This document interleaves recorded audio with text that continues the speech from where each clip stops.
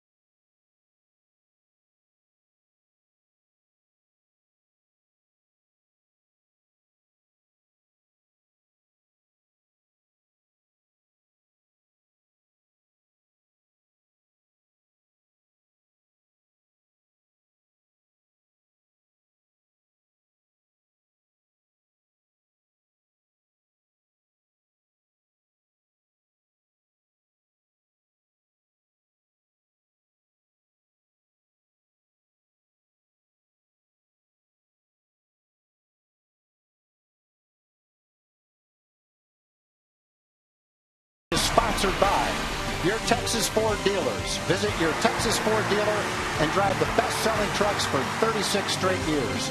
Ford is the best in Texas. By AT&T UVerse TV and by TXU Energy. The right things right now. 1-866-CALL TXU.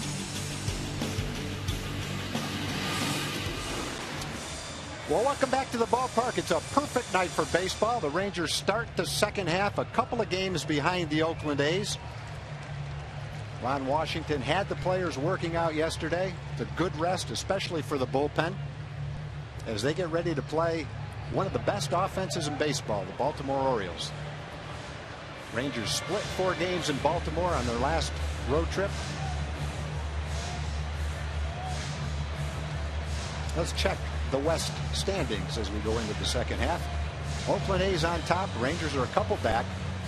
The Angels have shown some signs of life lately. They're still 5 games under 500. They're 11 games out. Seattle's been playing a little bit better, and Houston at times has played pretty well. No surprise, though, that the A's are on top. They won last year. Their pitching is excellent, and they play well as a team. There's no doubt about that.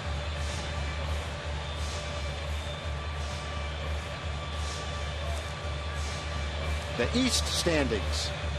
Red Sox have played well. They're 19 games over 500. Tampa Bay, as we say every year, doesn't matter how they start. When it's all over and done with, they'll be there at the end. They're already 14 games over 500. They're only a couple of games out of first place. The Orioles are in third. But if they get starting pitching in the second half with their offense, they could definitely be a factor. Let's look at the Orioles starting lineup. In left field, leading off, Nate McLeod. All-star third baseman. Batting second is Manny Machado. Nick Markakis bats third in right field. All-star center fielder Adam Jones hits fourth. Chris Davis, having a tremendous first half, leads the league in home runs, second in RBIs. He hits fifth. J.J. Hardy, the all-star shortstop, is sixth. Matt Wieters hits seventh. He's the catcher. DH Danny Valencia. And batting ninth, the second baseman, Ryan Roberts. Derek Holland's going to take the mound tonight. He's 8-4 this season with a 3.08 ERA in 19 starts. In his last outing against the Tigers, he went 7 strong innings, only gave up 5 hits and 1 run, 5 walks and 7 Ks. He's got a .57 home runs per 9 innings, and that's the best in the AL. That's Derek Holland. Well, the Rangers went 3-4 on their last road trip. Derek Holland won 2 of those 3 games.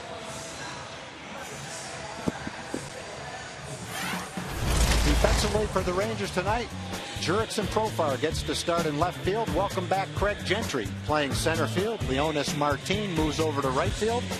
The regular guys are in the infield. Adrian Beltre at third, Elvis at short, Ian Kinsler at second, Mitch Moreland at first.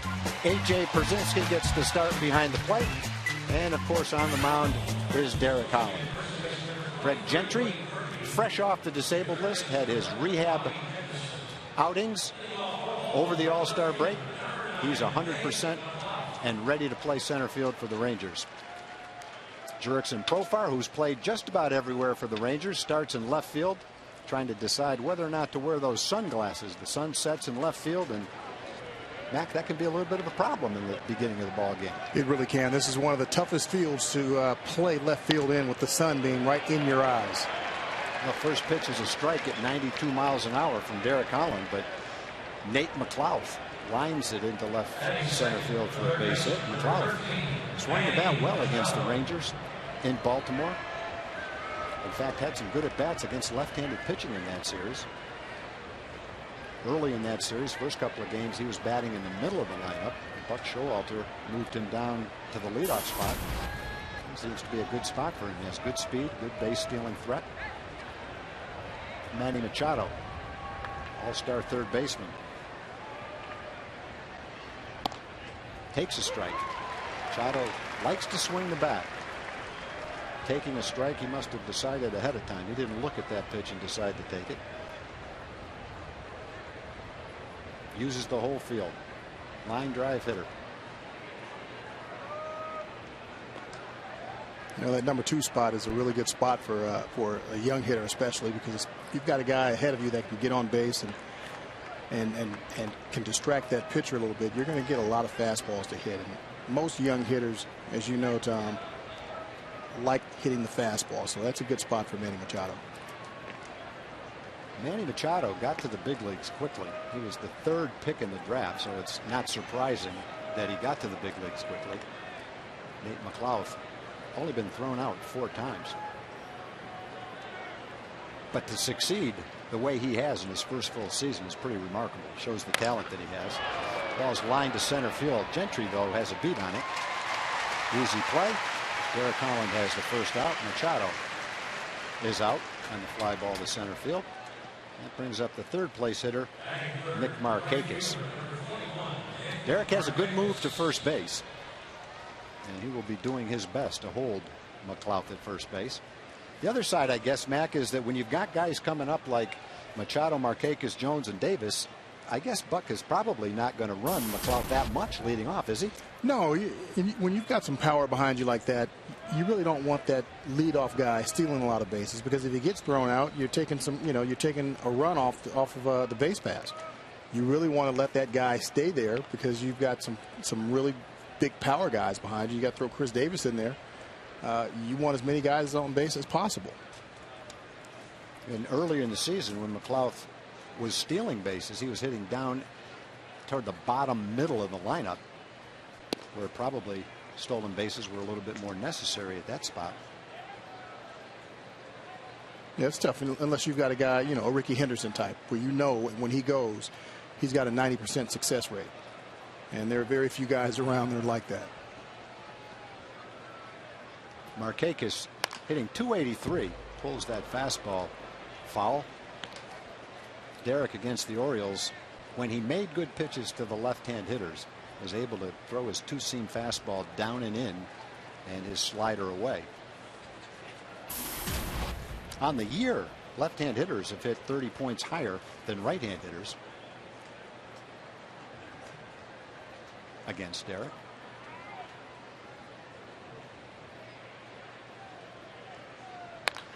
Another fastball jammed him, pulled it foul.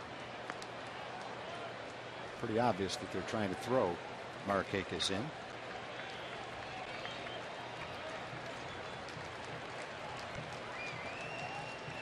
That's not only in, that's way in.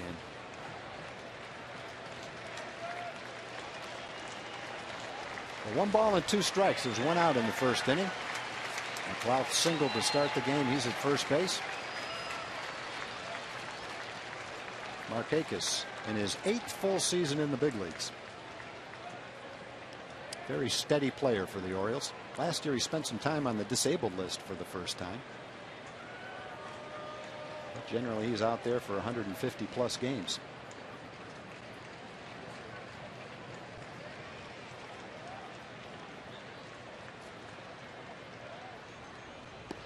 Slider from Holland. Markakis is able to lay off it.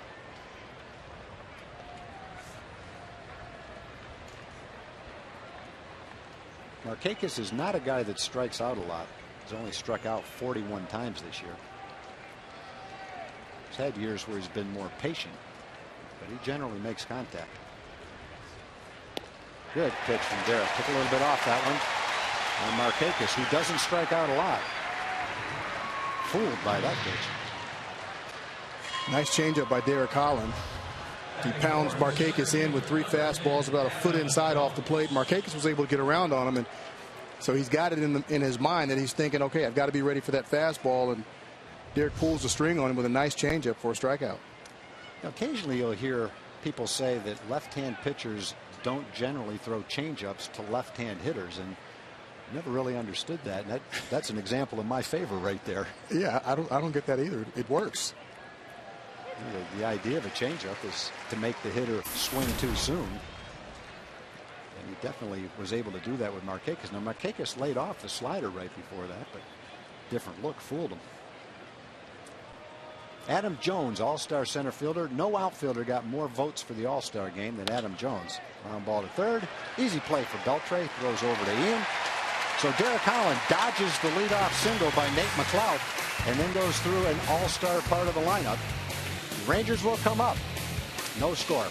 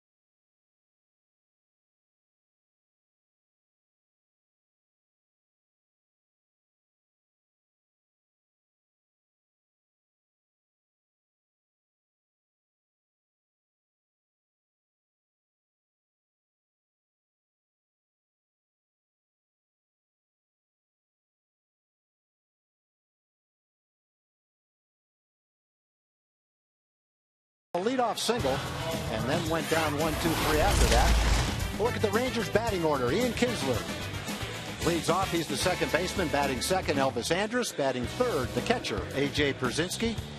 Adrian Beltre bats fourth. Jeff Baker back from the disabled list. Nice to have Jeff back. He's the DH batting fifth. Mitch Moreland at first base bats sixth. Craig Gentry in center field hits seventh. Jurickson Profar bats eighth. And the right fielder, Leonis Martin, bats ninth. Wei-Yin Chen, 4-3 on the year with a 2.82 ERA and 9 starts this year. His last outing against Texas, he went 7 strong innings with 3 hits, only gave up 1 run with 3 walks and 4 strikeouts. With his opponent's batting average with the bases empty is .295, but he gets a little tougher with runners on. That opponent's batting average is just .176. Yeah, Chen has pitched twice against the Rangers, once last year and once this year. The starts were very similar. He has a sneaky fastball that gets up there as high as 92, occasionally 93, mostly 90, 91. There's a good changeup or splitter. Good breaking ball, a real good idea of how to pitch. Kinsler 1 for 6 in his career against Chen. There's a breaking ball for a strike. That evens the count at 1 ball and 1 strike.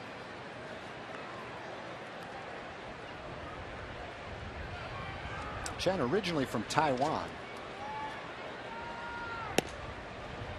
Signed and pitched in Japan for 4 years. Had excellent success in Japan. He was 36-30 with a 2.48 ERA.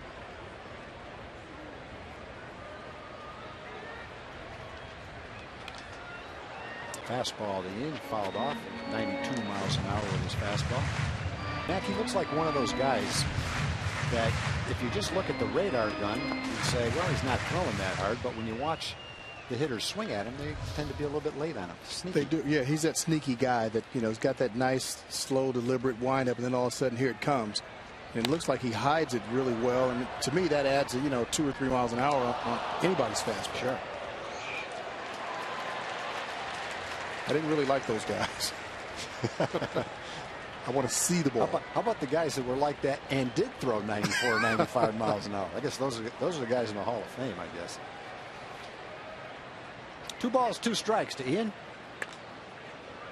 Breaking ball out in front of it, pulls it foul.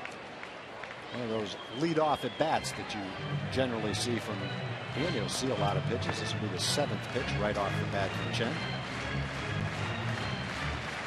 Umpires tonight: Andy Fletcher's behind home plate, Rob Drake at first base, Joe West at second base, and Adam Hamari, the umpire, at third base tonight. Ball hit well, line shot right straight at Brian Roberts. We'll take a look at the Orioles defense. Nate McLeod in left field, Adam Jones in center, Nick Markakis in right. Manny Machado, all-star at third base. J.J. Hardy, one of the best defensive players in baseball. Brian Roberts at second base. Chris Davis plays first. Matt Wieters behind the plate. And Wei-Yin Chen on the mound tonight for the Orioles. Elvis Andrus in his customary second spot in the lineup. One way the Rangers can improve is for some of the guys who had slow first halves to play the way that they normally do in the second half. And Elvis is certainly one of them, and that's what we're talking about. There's a line drive. That's going to go for extra bases. At least 2. Markakis plays it in nicely, and that's the way we want to see Elvis start the second half. This is exactly what the Rangers need. They need Elvis to start swinging the bat a little bit better and getting on base and start creating some offense. Being on base for Adrian Beltre, for A.J. Pierzynski, whoever's hitting third. Nelson Cruz is not in the lineup tonight, but you need some table setters to get on base. And Elvis, started the season a little, pretty hot, but then tailed off a little bit and just hasn't been able to find it. So hopefully this is a good start tonight. Elvis giving his customary sign after a base hit. Didn't get a chance to do that much at the end of the first half. He was 1 for 16, but that's a great way to start the second half. A.J. Pierzynski's batting third tonight. You may wonder, where is Nelly Cruz? Nelly Cruz was scratched tonight. He had a migraine headache. First time I've heard that Nelly suffered from migraines, but he is not in the lineup tonight. Hopefully it'll be a one-night thing. Just fouled down the right field line by Przinski. And if that was fouled, it could not have been fouled by more than an inch. AJ's still looking. Dave Anderson is still looking.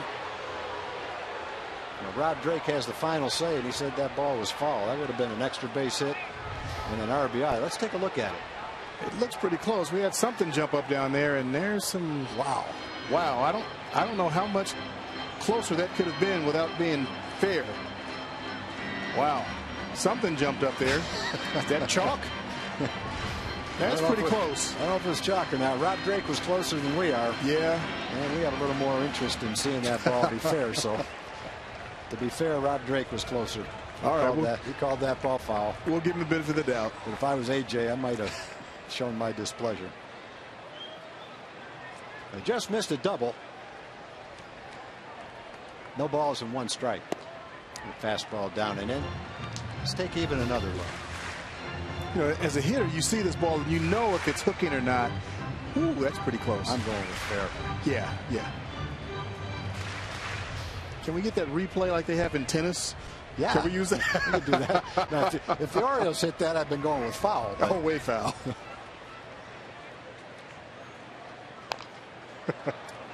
Here's a breaking ball. Fouled off. 1 ball and 2 strikes to AJ. AJ hitting .284 coming into the second half. We call it the second half just because the All-Star break comes at the end of the first half. Technically, it's not the end of the first half. The Rangers have actually played 95 ball games. 81 games would be the first half, actually. Game-wise, we're a little more than that into the second half. Sinker. Fouled off at the plate. And I think most players tend to look at it that way. You get that break, those 3 or 4 days off, and you get that, you get to get that breather in. And it feels like you're starting, another half. It may be 10 or 15 game difference, but it really is a second half, that stretch drive. 1 ball and 2 strikes, 1 out to AJ. Fastball pretty close. That's, I think, generally a pitch that AJ doesn't take. AJ goes up there swinging. He only walked 8 times. He's been up 260 times, but that's a pretty good eye right there. Pitch number 5, just a little bit outside. See Elvis leading off at second. Curveball. Popped up. Should be an easy play for Hardy or left fielder McLeod. Hardy makes the call and makes the catch. Like one of those pitches, Mac, that might have hung up there a little bit too high for AJ. It did, but like you said, he doesn't take too many pitches. He's up there swinging. I know he wants that one back. Yeah, I think generally this is the kind of pitch AJ would line into left center field. Well, he hit it on the good part of the bat. He just got underneath it a little bit. Not happy at all. First at bat in the second half. Yep. That's a gamer right there. Yep. He's saying what we thought. That was a pretty good pitch to hit, and he just got underneath it a little bit. Adrian Beltre ended the first half hitting .316. Fastball high. He had a great series in Baltimore against the Orioles. Rangers had 4 or 5 guys hitting well over 300 in Camden Yards.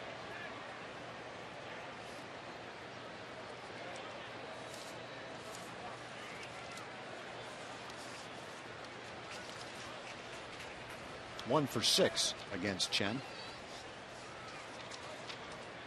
Curveball low. 2 balls and no strikes. The first base opened, and if you're the Orioles and you watched Adrian pound the ball in that 4-game series in Baltimore with first base open, I would think they would be very careful. Rangers missed Jeff Baker batting behind Adrian. The right-hand hitter was providing a lot of strength in the lineup against left-handed pitching. Even without Baker behind him, he's been very productive. He's got 14 RBIs in his last 16 games. He just finds a way to drive runs in. He's one of those guys, Mac. You can try to pitch around him, but he hits some of those pitches anyway. 2 balls, 1 strike. Machado. Did he tag? Tagged the runner. Tagged Elvis at third base. Would have had an easy throw to first. He took the easy way and tagged Elvis. So the Rangers get a double by Elvis Andrus, but they failed to score in the bottom of the first. And as we go to the second inning, it's Baltimore nothing and Texas nothing.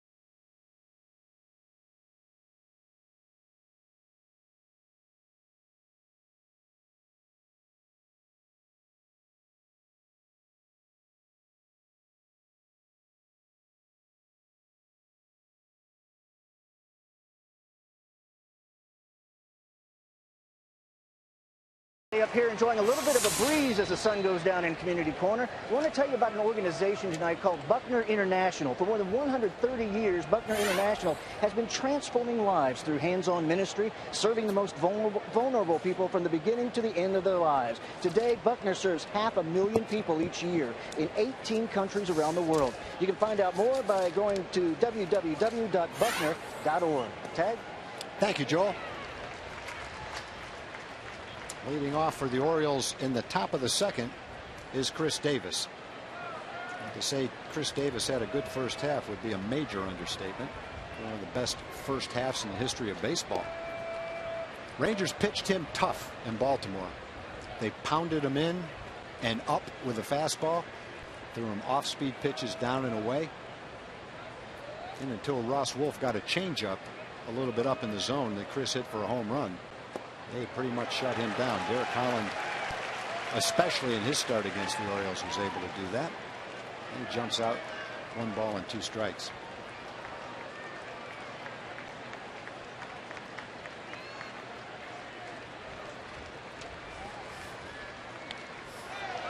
Just got a piece of that slider.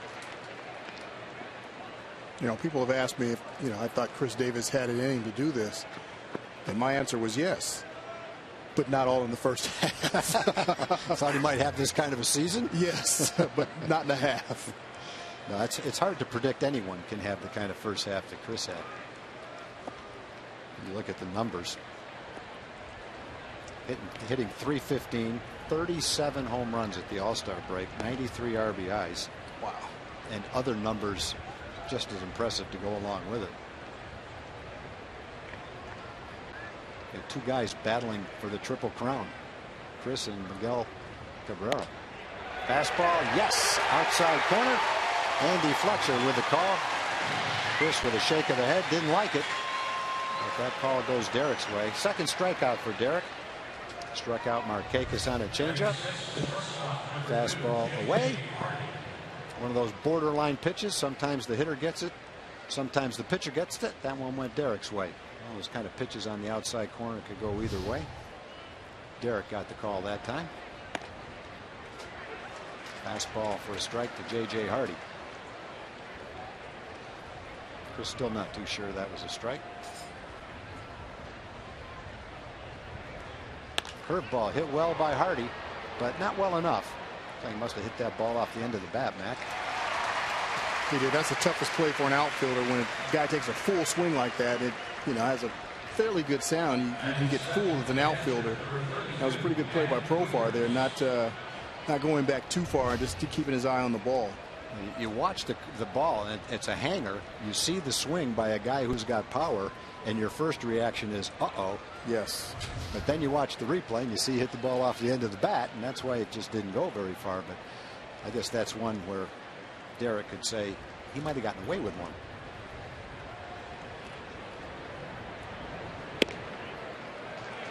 Matt Wieters batting 7th in the lineup for Baltimore. Bats with 2 outs. Derek Holland has thrown 19 pitches, very economical so far. Another fastball just missed inside.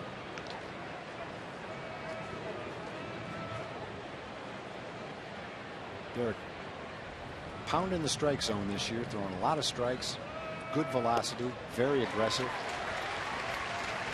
One thing, Mac, that he's featured a little more this year than in the past maybe is his changeup. He is, and it's been very effective, and I think that's what's made him more successful. When guys up there just pounding fastball after fastball, teams are going to catch up to it, and I think that's what happened to Derek for a little while. Teams were catching up to it, and now he's mixing in that changeup, and they just can't sit on that fastball.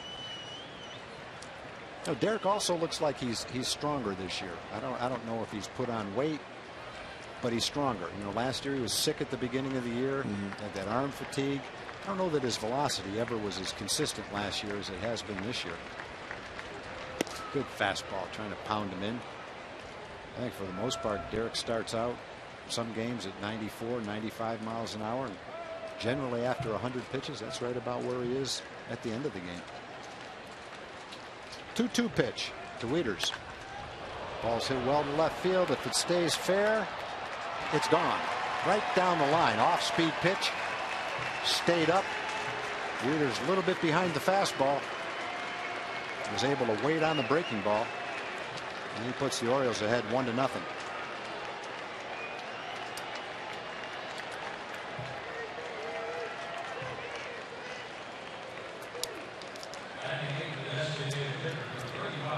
Take a look and see where that one is, Mac. Derek hung a little curveball in the inside part of the plate, just a little up. If he gets it down, it might be a better pitch, but he got it a little up in the zone, and Wieters made him pay for it. Now Wieters is only a .230 hitter, but he's got power. So he's one of those guys that if you make a mistake, this is what can happen. Derek definitely threw that off-speed pitch in a spot he didn't intend to throw it. There's a good fastball right there to Danny Valencia.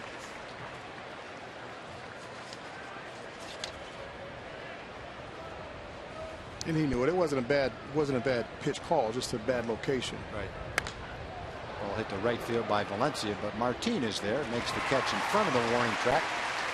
But the Orioles, on a home run by Matt Wieters, have scored first, and after an inning and a half, they lead the Rangers 1-0.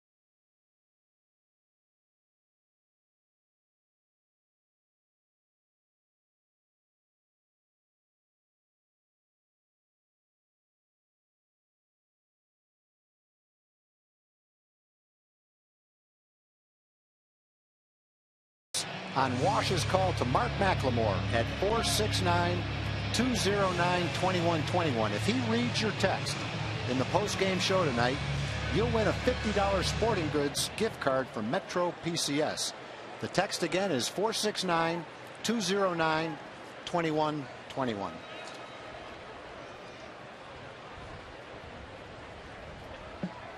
Try to sneak one into you tonight, Mac. You doing the post-game show tonight? I'm doing the post-game tonight. Man.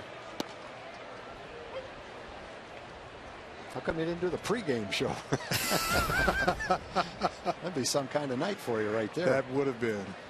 Jeff Baker leads off for the Rangers. Nice to have Jeff back. You look at the job he did when he was healthy before he got hurt. Jeff had been up 82 times, hit 9 home runs, and knocked in 16 runs. There weren't many guys per at bat that did more than that. 4 home runs, 7 RBIs in his last 7 games before he hurt his thumb. The pitch low. 1 ball and 2 strikes. Guys have got hurt in different ways. Odabe McDowell cut his hand with a butter knife in the welcome back home luncheon before a season one time, went on the disabled list. But Jeff's injury on a high 5. First time I've heard that one. I've not heard that either. That is definitely the first time for me. I really thought it was a joke when I first heard it. I said, "You're kidding." And I guess it was not a joke. It wasn't a joke. And it's such a sad thing because he was hot and the Rangers needed him. But it's nice to have him back. Fastball hit well to dead center field. First at bat back at the wall. Caught. Adam Jones gave it a little Vernon Wells on that, where he goes after the ball sideways, makes you think it's going a little farther. And then when it comes down, he puts his glove up and made the catch. But Jeff made a bid in his first at bat back. But it comes up about 5 feet short to dead center field. Well, it looks like his timing is still there, and that's the good thing. I think that's what you really worry about when a guy comes back after a layoff or being on the disabled list, whether his timing is there or if he's going to have to, take a few days to get that timing. And he was right on this one, just didn't get all of it, but he did put a charge into it. Now you look at ways for the Rangers offense to improve. We talked about Elvis, and the other guy that you'd like to see get hot in the second half is Mitch. Right off the bat, he grounds that one to second base. They had the shift on. Manny Machado was all the way over between first and second in the outfield. Ryan Roberts stayed at second and made that play. J.J. Hardy stayed at shortstop. I'd love to see Mitch get hot. He had a nice hot streak in the first half, and you'd love to see him finish the second half strong. If Mitch can do that, if Elvis gets hot, and that's some added offense that the Rangers are looking for in the second half. Craig Gentry back from the disabled list. Nice to have Craig back. Craig started off the season splitting time with Leonis Martin. Martin has kind of moved into the regular spot in the outfield now. See what happens now that Craig is healthy and back.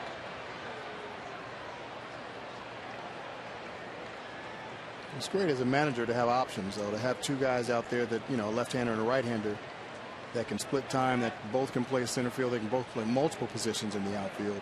It's great as a manager to have as many options as Ron Washington had until Gentry went on the disabled list. Well, the one thing, Mac, that I think Wash will do with players like that is if you get hot, he'll stick with you. Leonis was the one that got hot in the first half, and Wash did stick with him. Off speed pitch for a strike. 2 balls, 2 strikes.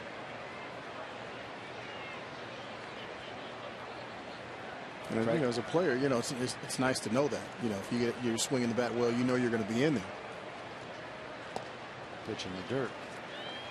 3 balls and 2 strikes to Craig.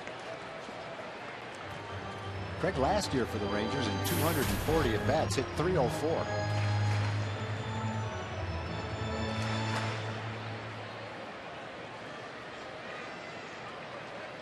Before he went on the disabled list, he was working on an 0 for 11. 3-2 pitch, looked like a slider. Craig fought it off, hanging tough at 3 balls and 2 strikes.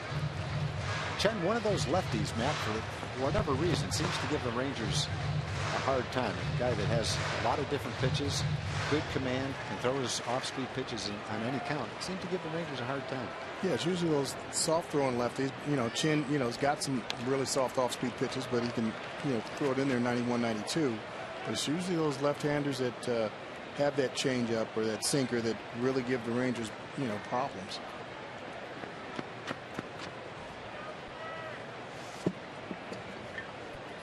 Chen was on the disabled list himself. He came off the disabled list to face the Rangers in Baltimore.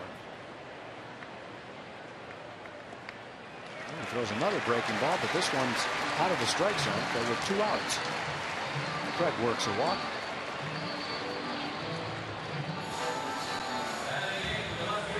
Could be a spot where you would expect Craig to try to get a jump and steal a base. Jurickson Profar playing left field today and batting 8th. Hitting at .235. His first season in the big leagues. Actually he had some big league time last year, but first time he's been up and had a chance to play on a regular basis.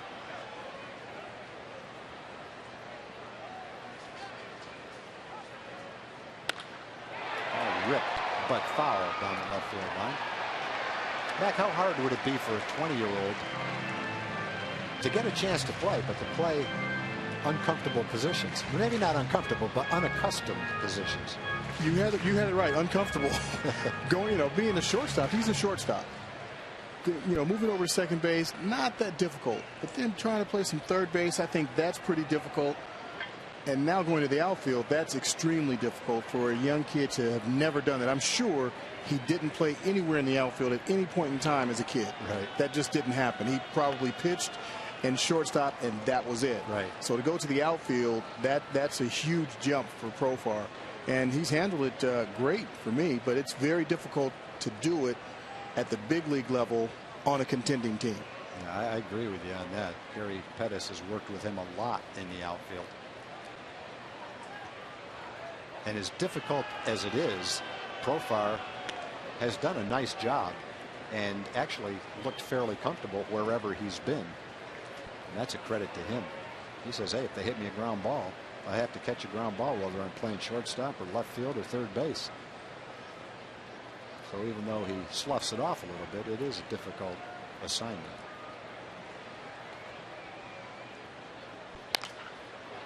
Fouled off down the right field line. Chen jumps ahead of Profar, no balls and 2 strikes.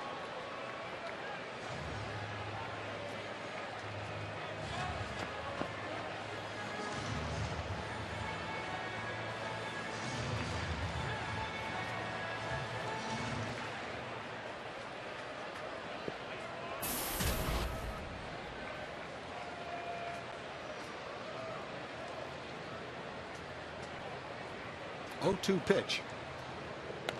Fastball, didn't mean to do it. A little check swing. It'll be an easy play for Chen. The Rangers get a 2-out walk, but failed to score in the second inning. And after Matt Wieder's home run in the top of the second, at the end of 2, it's the Orioles 1 and the Rangers nothing.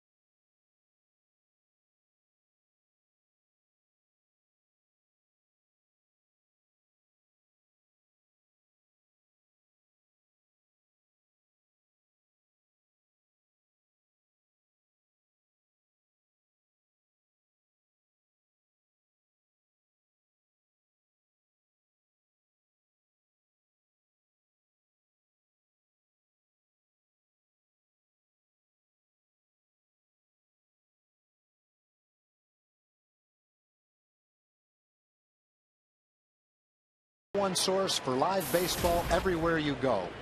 Available for iPhone, iPad, Android, and BlackBerry 10. At Bat delivers Rangers baseball with live audio, pitch tracking, stats, news, highlights, and more. Text At Bat to 31826 or visit TexasRangers.com for details. So Derek Collins starts the third inning. A first ball hit down the left field line. It's going to hook foul, though. Ryan Roberts probably had enough distance to hit it off the wall. Not sure he had enough distance to hit it over the wall. Roberts hit a home run in Baltimore left-handed against the Rangers. Mac, you go back 4 or 5 years, and there weren't too many leadoff hitters better than Brian Roberts, were there? No, there wasn't. This is a guy that's got a little bit of pop from both sides of the plate. He'll work a pitcher, get on base, create some havoc, steal some bases, and play some second base, turn the double play. So he did it all. And, you know, then a string of injuries started, to hamper his production. But he was definitely one of the best out there. Good fastball by Derek, in on his fist. For the last 3 years, he's only had 460 at bats total. He's 35 years old, still in great shape. Doesn't look like he's 35 years old. 2010, it was a strained abdominal muscle and on the 60-day disabled list. In the last couple of years, 2011 and 2012, it's been concussion symptoms.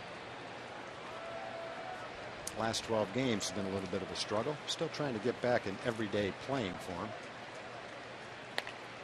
Slider hit right off the end of the bat. Watch that one. That's one of those that might spin back. You happen to see the replay right before the All-Star break of the ball Nick Swisher hit. There was about a foot foul with a lot of spin on it. He turned around and started talking to the umpire. The ball curled back fair. The catcher picked it up and tagged him, and Swisher didn't have the slightest idea what happened. I didn't see that one.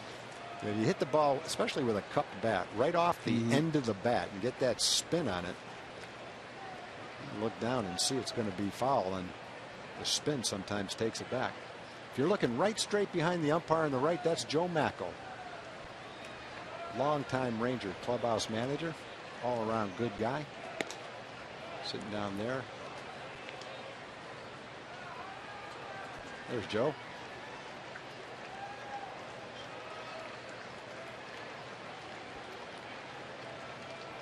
One of the all-time nice guys in Ranger baseball history right there. Just missed. A little bit low. Roberts works a leadoff walk. Pretty good 9th place hitter. If your lineup is good enough that Brian Roberts hits 9th, you've got a pretty good lineup.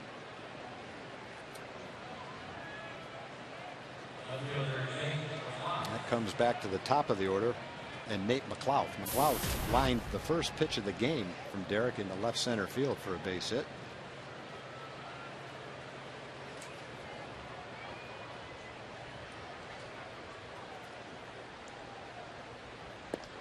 Fastball for a strike.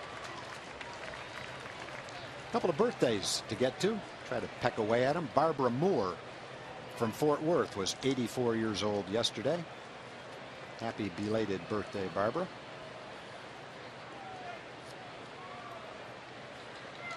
Oh, 1 pitch to Nate McLouth. Pretty good lead for Roberts at first base. Good fastball, 93 miles an hour.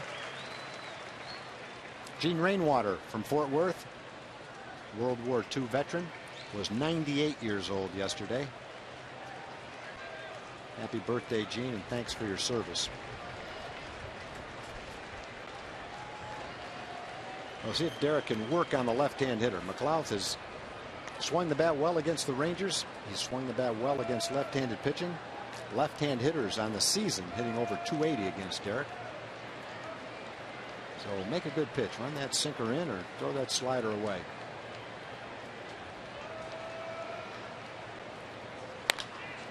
Ran the fastball in, but McLouth ripped it to right field for an extra base hit. Martin trying to get it in quickly.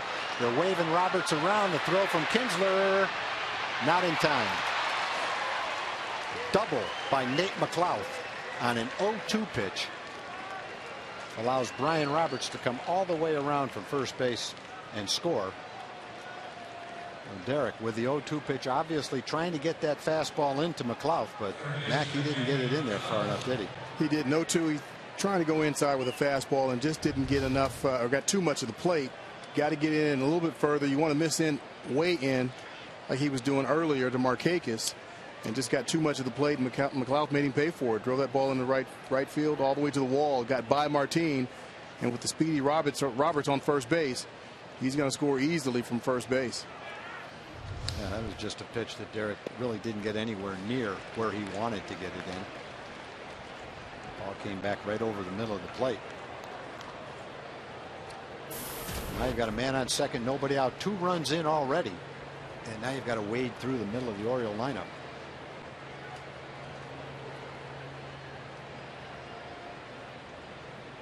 Machado flied out to center field his first time up. Had 128 hits before the All-Star break. That's the most hits in baseball history for anyone under the age of 22. 39 doubles. Second most before the break in Major League history. Give you an idea of the kind of things he did in the first half. He's 9 doubles ahead of the second place leader in that category. 0-2 pitch. Not sure Derek hit the location he wanted with that one either. Machado, though, on the off-speed pitch was out in front of it, but I don't think that's where Derek is trying to throw it. That's another 0-2 pitch right down the middle of the plate. You look at AJ trying to set up down and in, and Derek left that one out over the plate. It shows you can make a mistake and get away with it. A couple of times tonight Derek didn't get away with it, though. That's better. That's what he's trying to do. Bury that slider, especially ahead in the count, and good things happen.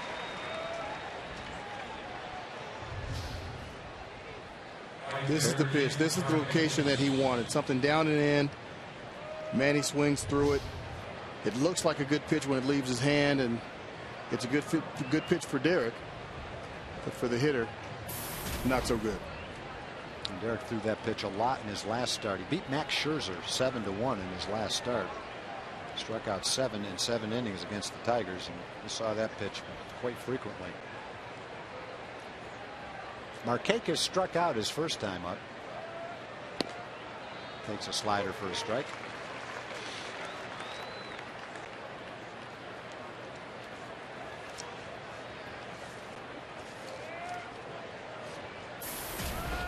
Markakis, 29 years old, 8th full season in the big leagues.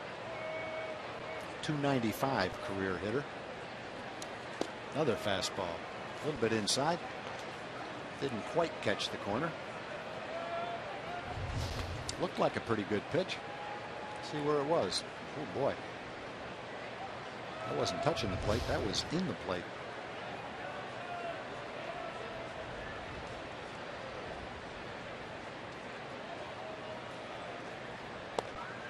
One pitch misses away a little bit low. 2 balls and 1 strike to Markakis.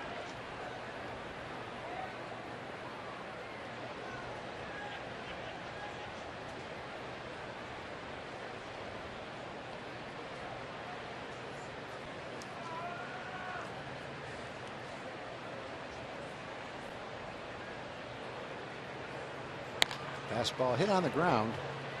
Easy play for Ian Kinsler at second base. That's the second out, and on the play McLeod moves over to third base. Well, good pitch right there. Derek looked like he jammed Markakis with that pitch. Got the easy ground ball. And now with 2 outs, he tries to get out of the inning with only that 1 run scoring. To do that, he'll have to get Adam Jones. This is a big at bat here. It's a big out right here that Holland has to get. He's got first base open, a dangerous hitter at the plate, and a left-hander. Even though Chris Davis has 37 home runs, he's handled Chris Davis pretty tough.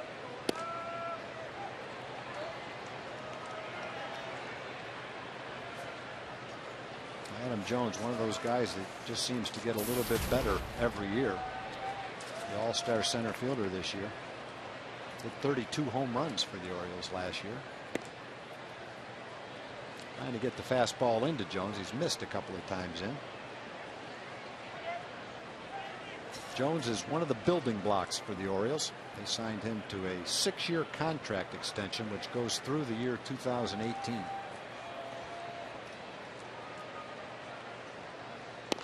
Another fastball misses in. Mac, you know a little bit about Adam Jones. He's not just a quality player. He's a quality kid, too, isn't he? He really is. Got to spend a little time with him again in New York for the All-Star break. And he's just a quality guy. Loves the game of baseball. That's all he wants to talk about. We talk a couple of times a month, and that's what he talks about. Baseball. Baseball and what he wants for dinner when he comes to Texas. Loves food, too. 3 balls and 1 strike. First base open. Off speed pitch. Jones lays off it. And Derek maybe pitching around Jones a little bit. Walks him to make it first and third with a couple of outs. Mike Maddox going to go out and have a chat with Derek. As you mentioned, Mac, Chris Davis bats 5th behind Jones. Derek has had pretty good success against Chris in Baltimore as well as tonight. Let's take a look at the Ford leaderboard when it comes to Chris Davis. Most home runs before the All-Star break in Major League Baseball history. Boy, you think back to the year that Barry Bonds had, it was almost impossible to duplicate it. Chris came pretty close. He had 37 home runs. And then go all the way back to 1969. Reggie Jackson, 37 home runs before the All-Star break. And one of those big home run years for Mark McGwire. He too had 37 home runs before the break. That's pretty fast company for Chris. Very good company. Man. The ball hit hard. Nice play by Ian, showing his range to the right.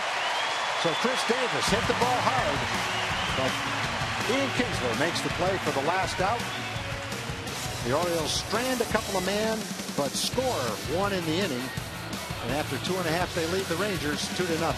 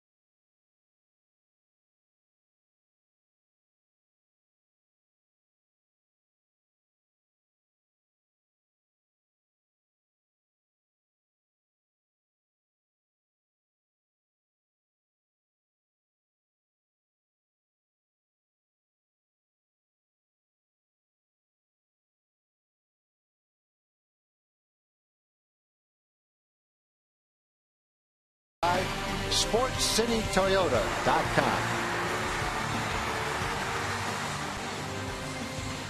Well, the Orioles have scored a couple. They lead the Rangers after 2.5, 2-0. Rangers trying to solve Wei-Yin Chen. He's beaten them a couple of times. Once last year, once this year. both times pitching at least 7 innings and giving up 1 earned run in each start. Martin feigns a bunt. Really pretty tough to beat out a bunt where Manny Machado is right now, though. He's going to have to slip. He's about as far in as you'll see a third baseman. He's going to take the bunt away from Martin. Martin just gets underneath it. Had a pretty good swing at it. He pops it up. Easy play for Adam Jones. 1 up, 1 down.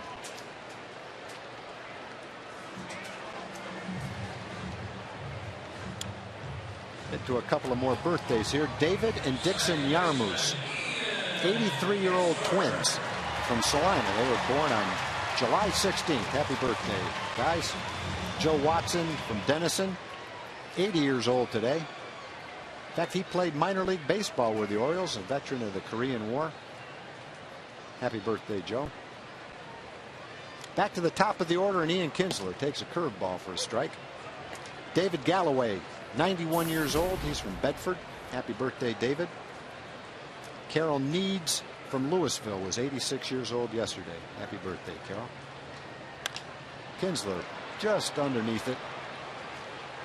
Another pop up. This one an easy play from McLeod in left field. So 2 quick outs for Wei-Yin Chen. 2 up, 2 down. Rangers are just missing Chen. They're getting some good swings. That's what it looks like. They're just missing. They're just underneath it. You know, they're not swinging at bad pitches. They're just not hitting it on the screws right now.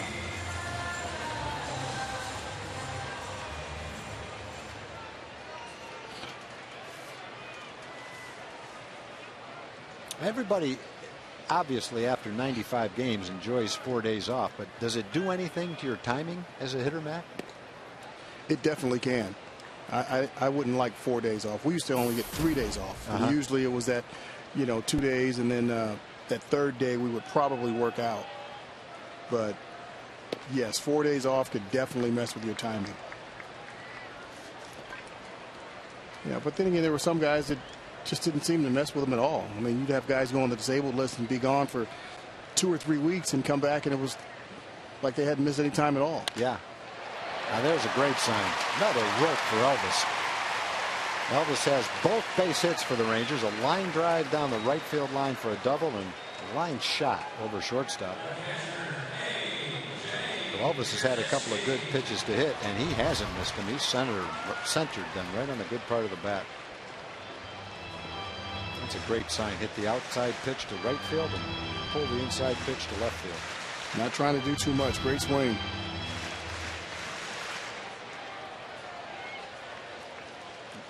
Well, for the middle of the lineup to thrive, Kinsler and Andrus have to get on base. And that's what you're looking for in the second half of the season. AJ popped up a hanging breaking ball his first time up. Wasn't exactly thrilled about it. Maybe he'll get another one. 282 with 9 home runs on the season for AJ.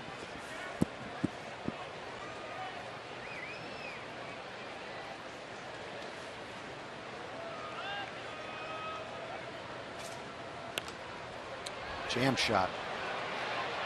Leaders foul territory. Makes the easy play. Great pitch by Chen. Got that ball in on AJ. Little pop up. That is the 3rd out of the inning. The Rangers get a base hit from Elvis, but they go weakly in the 3rd inning. And at the end of 3, it's 2-0 Baltimore.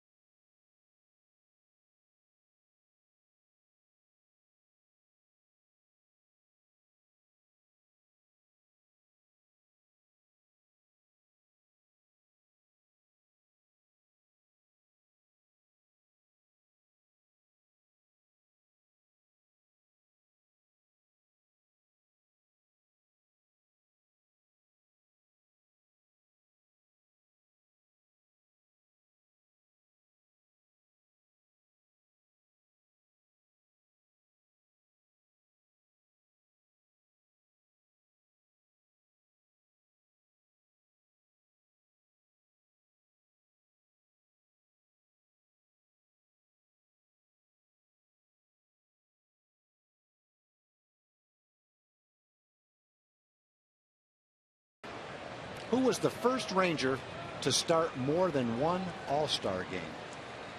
First Ranger to start more than one All-Star game. A pretty good idea on that one. Derek Holland starts the 4th inning. He's thrown 11 of 14 first pitch strikes, make it 12 out of 15 right now. But he's made a couple of mistakes, and the Orioles have made him pay for it. 0-2 pitch to McLeod for a double in their RBI. The ball popped up to right field. Down the line, fair territory. Leonis Martin in the corner. Catches the ball for the first out. J.J. Hardy now is flied out to left and flied out to right.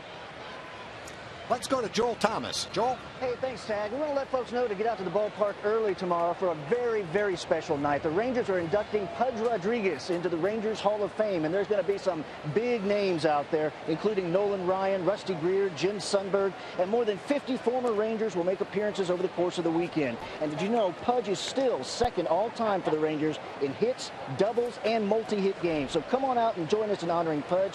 Get your tickets at 972 Rangers or TexasRangers.com. Tag? Thank you, Joel. Good off-speed pitch right there. Nice play by Adrian. And Wieters this time grounds the off-speed pitch to third base. Last time up, he got the same off-speed pitch inside, and he hit a home run. Let's take a look at a young Pudge Rodriguez. That was his first throw out in the big leagues. I believe that's Joey Cora. That's Julio Franco making the tag, and that was what you call no contest, Matt. No, you see Joey slide and looking back at Pudge.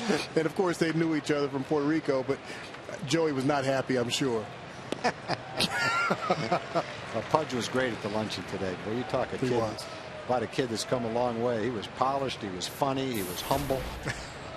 And I know you got a lot of good memories about Pudge, Matt. A ton of them.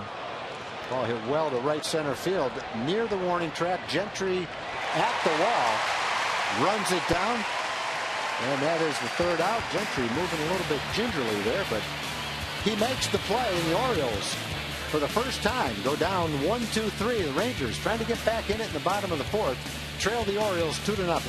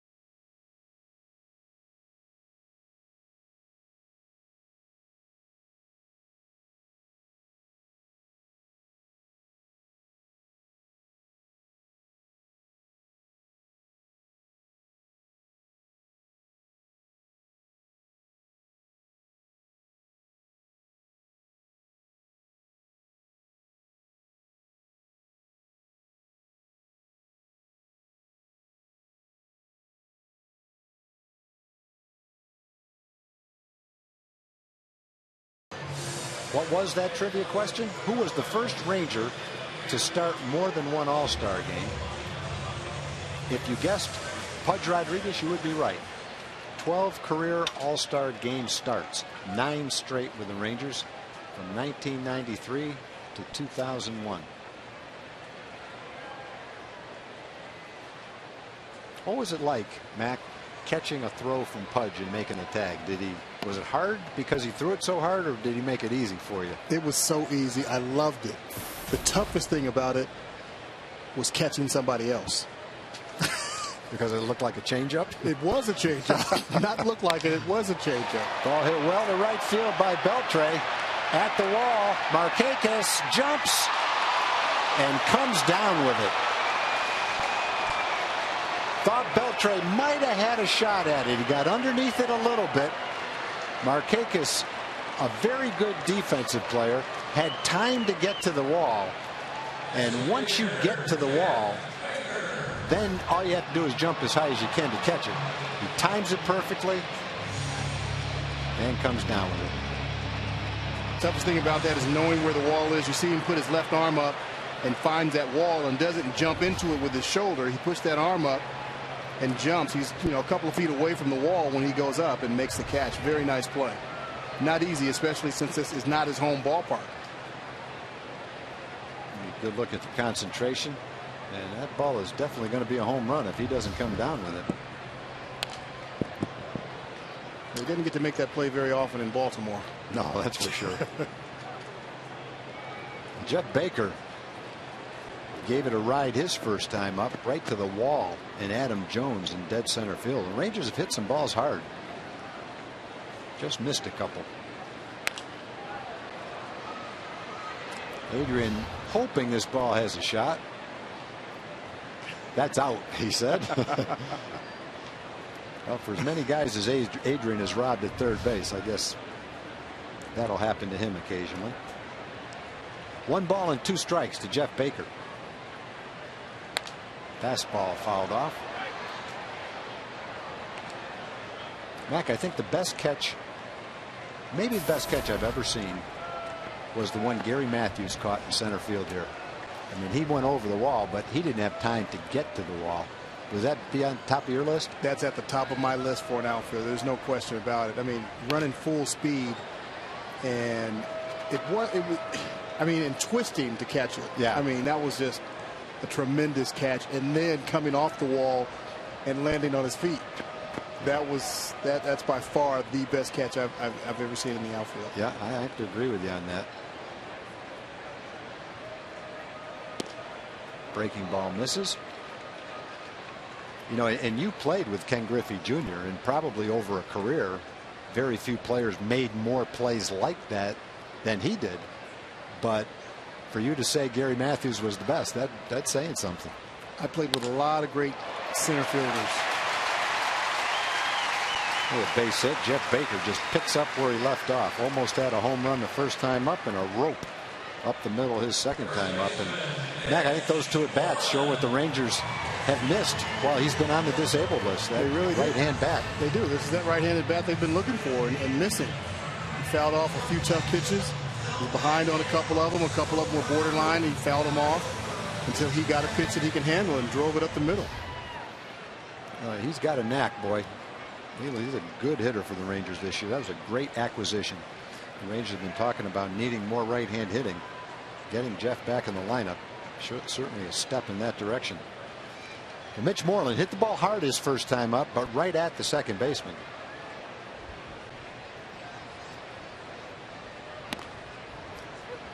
Pitch somewhere near the outside corner.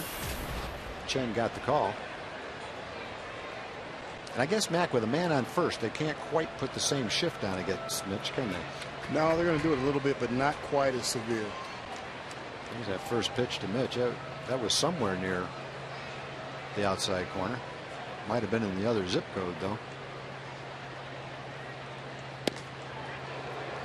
Way inside. See Chen's goal. Go away, come back in. Pitcher's going to have a lot of success if that first pitch is a strike.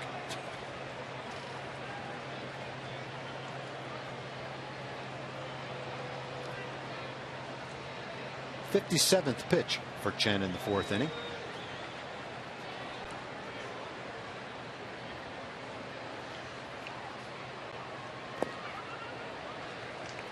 Out of the strike zone, ball 2. 2 balls and 1 strike to Mitch.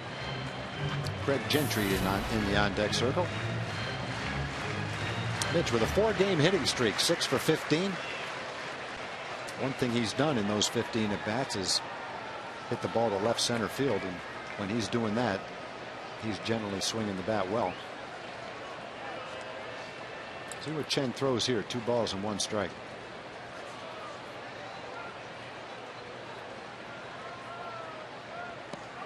Fastball way out of the strike zone. 3 balls and 1 strike. Good hitters count right here. He doesn't want to walk him.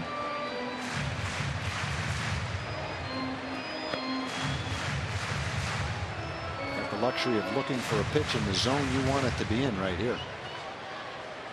Now this is when you see pitchers start to get into trouble. When they start falling behind a little bit, they start taking a little bit more time and start thinking about their pitches and start getting very deliberate. It's usually when they end up making a mistake. Breaking ball. Didn't want to throw him a fastball. 3 balls and 1 strike.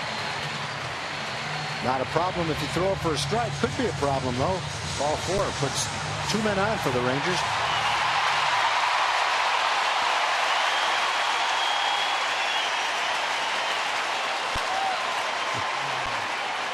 All I know is Jeff Baker's on third base, and I didn't see it happen. I didn't either. I missed it.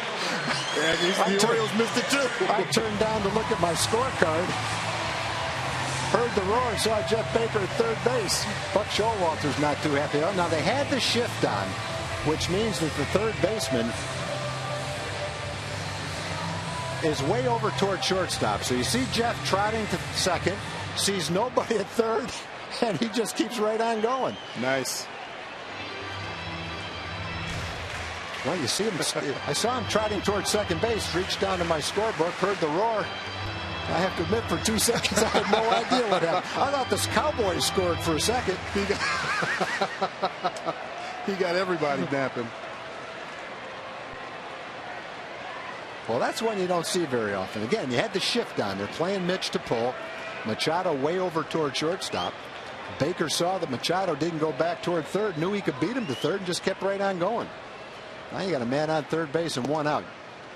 Let's take another look at that. The only people sleeping more than Manny Machado were you and I, Mac. That was it. Look at Machado. He's walking toward third with his back to Baker, and there he goes. He had his glove off and everything. Well, I feel a little bad for not seeing it, but not as bad as Machado does. So one ball and no strikes to Gentry. There's a ball hit to right field. That should be enough. Markakis has a great arm, but not that kind of arm. So Jeff Baker sneaks into third base and scores the Rangers' first run, and that's a heads-up play. Very nice. Careful with the high fives. You're getting those high fives left-handed.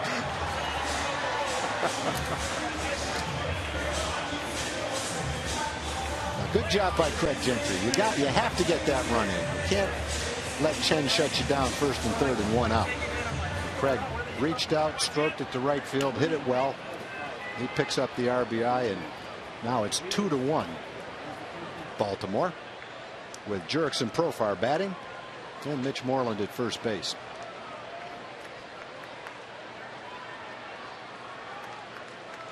Ball ripped again by Profar down the left field line. He did that on the first pitch last time. Waited on the off-speed pitch, but not quite enough.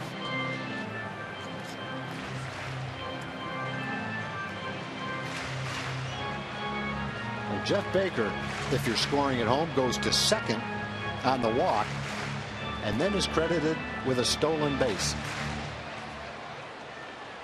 Glad to have you back, Jeff. No balls and 1 strike to Jurickson. Couple men out. Moreland at first, bottom of the 4th. Watch out. Thank goodness for the screen. 10 years ago, that screen wasn't there. People have been diving for cover. Now, he's saying I had it. I don't know about that. I think you're pretty lucky the screen was there.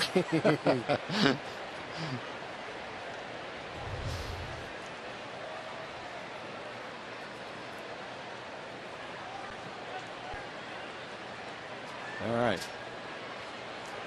No balls and 2 strikes to Profar. Profar in this situation last time up Saw a fastball way inside from Chen. Tried to check his swing, but tapped it right back to the mound.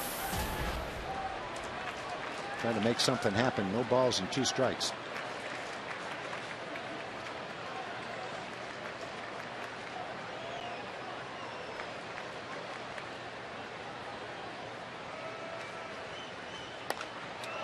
That's going to be dumped into left field. No balls and 2 strikes. Moreland thinks about going to third, but with 2 outs makes the right choice. Goes back to second. So Jurickson Profar down in the count, 0-2. Fooled by the pitch. He kept his hands back just long enough to be able to hit that soft looper into left field.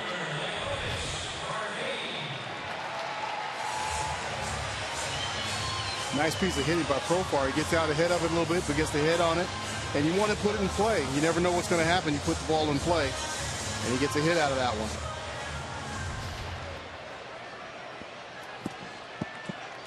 Well, the Rangers putting some things together here in the 4th inning. They have a chance to top it off with a base hit right here by Martin.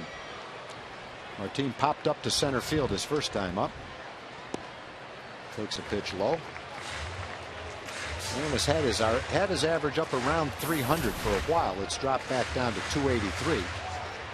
But still, you're seeing a lot of positive things from him in the first half. Development as a base stealer, getting better as an outfielder. Strong throws. Showing a little bit of power, too. Another fastball out of the strike zone. Well, Chen breezed through 3 innings, laboring a little bit here in the 4th, though. Rangers have a couple of hits and a walk and a stolen base in this inning. Orioles lead 2-1. Rangers have 4 hits. The Orioles have 3 hits.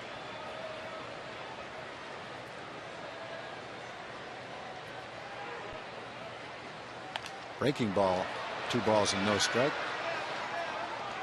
Had the benefit of throwing a curveball in a fastball count. On the other hand, might have gotten away with the location of that curveball. That's the hanger that Leonis could pull out of the ballpark for a 3-run homer.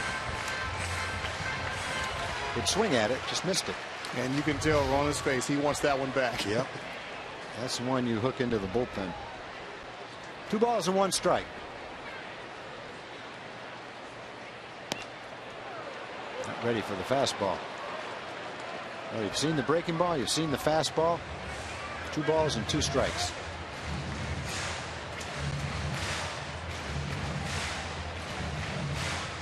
Orioles have allowed the most home runs in the American League. They've allowed 123 home runs. They've hit the most home runs. They've allowed the most home runs.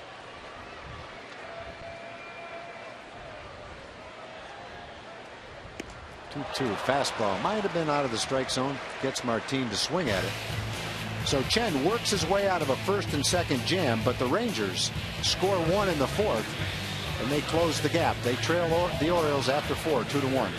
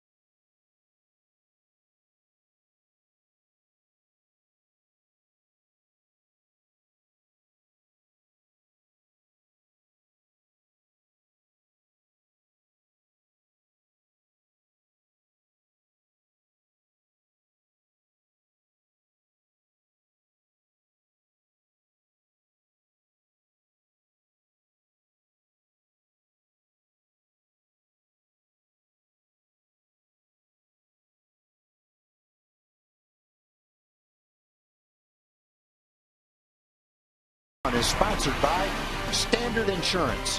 Call 1-800-929-2424.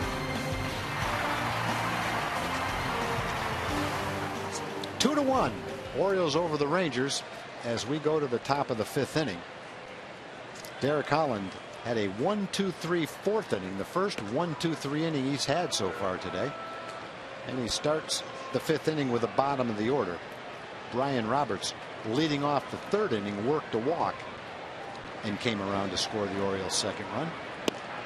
Off speed pitch dropped in for a strike. 1 ball and 1 strike.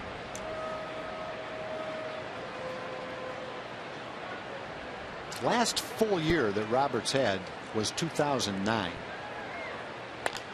Ball hit to right field, should be an easy play for Martin. It is. 1 out. If you're wondering why Nelly Cruz is not playing right field, Nelly is suffering from a migraine headache today. First time, as far as we know, that he's had to miss a game because of that. Wanted to wait until game time. Wash thought it best if he didn't put him in the lineup tonight. But depending on how he feels, he could be available later in the game to pinch hit. I imagine he's probably in the training room with the lights off right now, trying to see if he can sleep it off. People that have suffered from a migraine know what he's going through right now, and it's definitely not fun. Breaking ball for a strike to Nate McLouth. McLouth is 2 for 2 in the game, a single and a double. The double hurt in the 3rd inning because Derek had him no balls and 2 strikes. Threw a fastball right down the middle of the plate. He was trying to get it into McLouth. McLouth ripped it down the right field line for an RBI.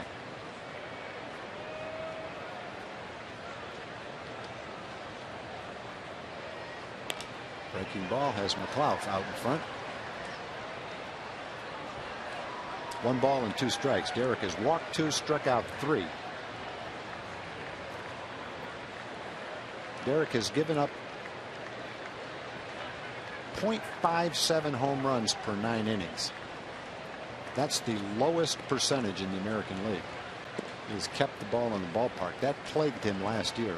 Gave up over 30 home runs last year. He's cut that down. Gave up a home run in this game to Wieters. That's something he does about once every 2 games. Fastball.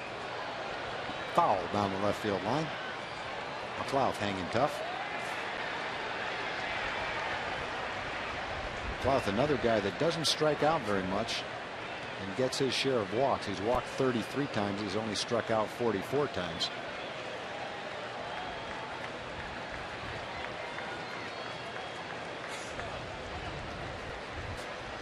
You know, McLouth is one of those lefties where it doesn't seem as though left-handed pitchers phase him at all.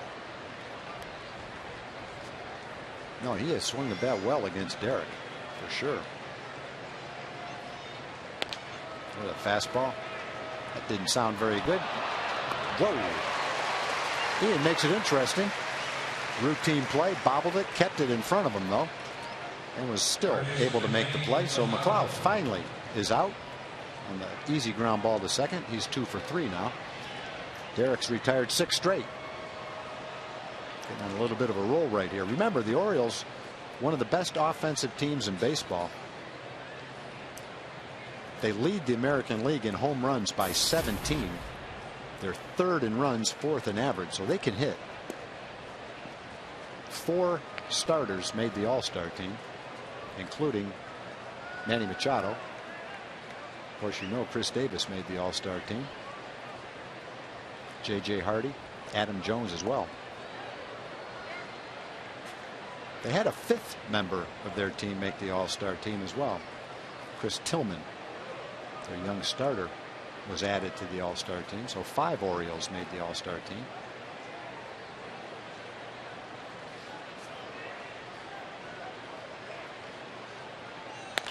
Two 2-0 pitch up the middle. Ian shading him that way. Nice play. Mitch can't pick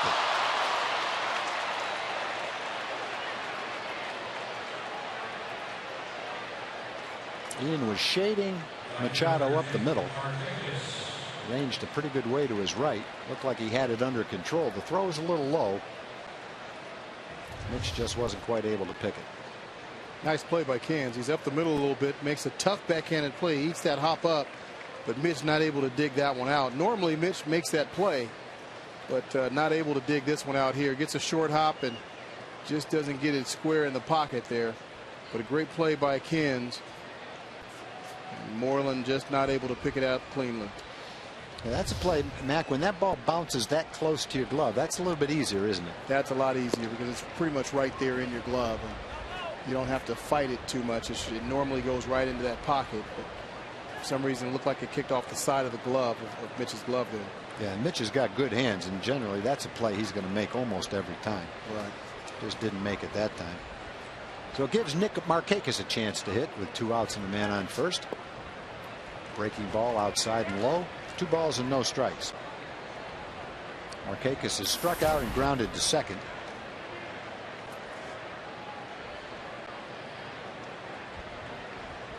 Markakis, another guy that doesn't strike out a whole lot, only 41 strikeouts, generally makes contact. Struck out his first time up, though, on a changeup from Derek. Fastball for a strike, 94 miles an hour.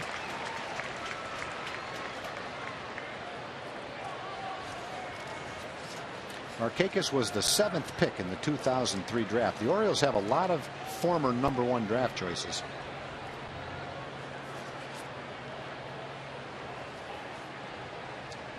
Another fastball that's looped into left center field. Long run for Gentry. Can't get there. And the ball kicks by him. It kicks by Profar. And Machado will score on the play. That's a bad development. And not a good read on Profar's part. That's pretty much his ball there because that's a left-handed hitter up. And it's tailing back toward him. And Gentry's a very aggressive center fielder, but Profar's got to come in and get that ball. It's a tough play, but it's definitely Profar's ball. And you can see the route that Profar takes. He's going back toward center field. If he took the route directly toward the ball, he probably had a pretty easy chance to catch it. He could have limited the damage if the ball didn't get by both Gentry and Profar, and that allowed Machado to come around to score. That's a shame. That's a run you hate to give up after 2 outs, nobody on. An infield hit that was a playable ball, and then a pop up to left center field that very easily could have been caught. Instead, it turns into a single, a double, and a run. That hurts. You work to get a run to get back to 2-1, and then give it right up on a play like that. Now you have to face Adam Jones with a man in scoring position. And Derek pounds that fastball on the inside part of the plate. No balls and 2 strikes. He tries to work out of this man on second situation.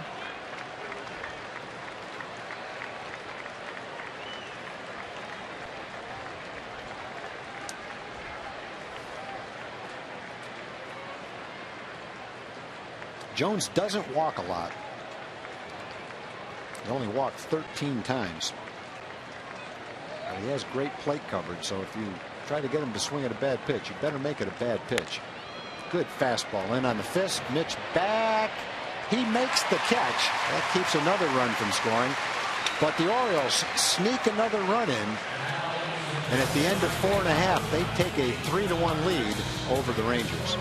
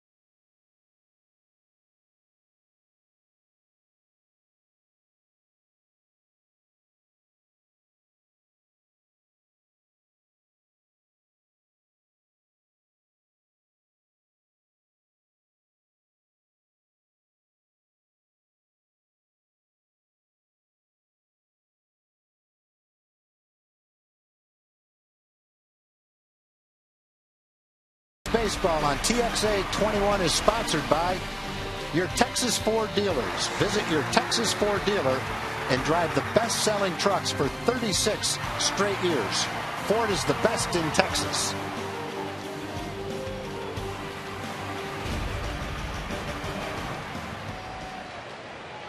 Ian Kinsler starts it off for the Rangers in the bottom of the fifth. They trail 3-1. Orioles have had 5 hits. The Rangers have had 4 hits. Wei-Yin Chen deals a curveball for strike 1. Chen was the only Orioles starting pitcher last year to have more than 20 starts. The only playoff team ever to have a starter and only one starter with at least 20 starts. That's pretty remarkable for a pennant contending team. Yeah, you don't see that happen very often. Normally you've got 3 or 4 guys that get 20 starts. If not all 5 stars, yeah. get 20 starts. Yeah, there's been times where that's been the case. Definitely not the case so far for the Rangers. They've had a number of injuries, but starting to get some guys healthy again. Rangers are hopeful that Alexi Ogando, in fact, they're counting on Alexi to make a start. Had a 7-inning rehab start. His next start will be in the big leagues for the Rangers. There's a ball right down the right field line by Kinsler. That's going to go for extra base hits, at least a double. Markakis plays it safely in. And Mac, I've seen Ian play for a long time. I don't know that I've ever seen him do that before. Not down the right field line, no. Maybe in the hole between first and second, but not down the right field line. Great at bat by Kansas to get something started. And they play him off the line, so he's got plenty of room over there. And I don't know how he hit that ball down the line like that, that hard. I know he wasn't trying to, up and away, and he just takes it down the line for a nice leadoff double. And Ian hits a lot of balls in the air. That pitch is not a strike. It's high and out of the strike zone. And somehow he elevates his hands, gets on top of that ball, and drills it on the ground for a double. Well, the Rangers in business here in the 5th. Elvis has had a couple of ropes. He's got a double and a single. Rangers trail by 2. Elvis trying to move him over to third or drive him in. Thinking about hitting the right field right here. What's the key right here, Mac, as a hitter trying to hit the right field? Elvis has to let the ball get deep and not go for Chen. What Chen is going to try to do is give him something off speed and try to get Elvis to pull the ball to the left side. And that's not what he wants to do. So he's got to fight and make sure that he gets the ball to the right side to get Kinsler over to third base with less than 2 outs. He does that and almost got a base hit while he was trying to do it. The idea is hit the ball on the ground, hit it to the right side, run it through for base hit is great. If not, you do move the runner to third base with 1 out and give A.J. Pierzynski a chance to knock in the Rangers' second run. That was a great at bat. He got a change up and still hit the ball up the middle the other way to the right side to get Kins over to third base. That's not an easy thing to do. So when you get that off-speed pitch, you tend to want to get out in front of it and pull it. But his job was to get it over to the right side, and he did that. So A.J. with the infield back and 1 out. Little ground ball back to Chen. Chen bobbles it, but has time to make the play on Pierzynski.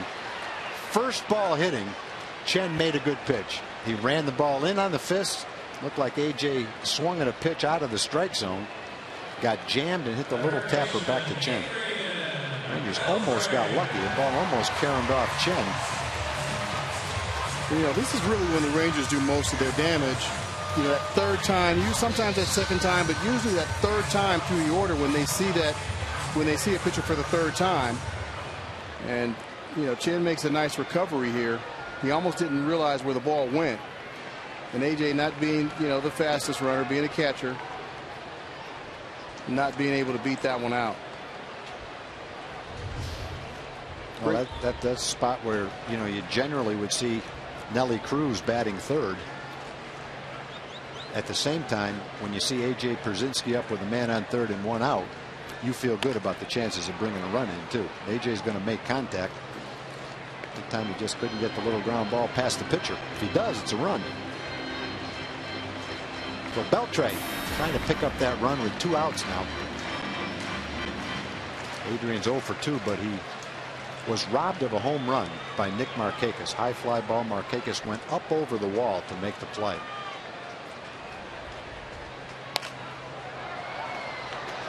Fouled straight back. No balls and 2 strikes now with 2 outs to Beltre. Allows Chen to work on Adrian a little bit.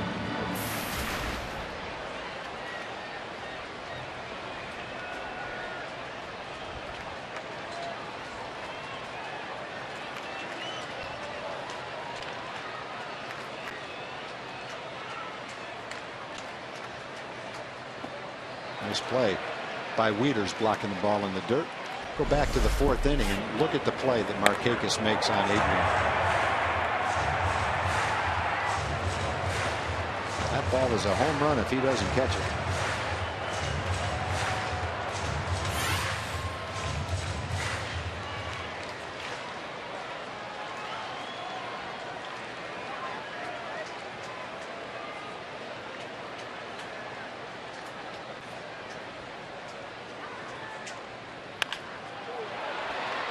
High fastball, threw it where he wanted. Adrian hit it hard, but he hit it right at Machado. So the Rangers waste a golden opportunity. Leadoff double by Ian Kinsler, but he's stranded. The Rangers threw 5 innings.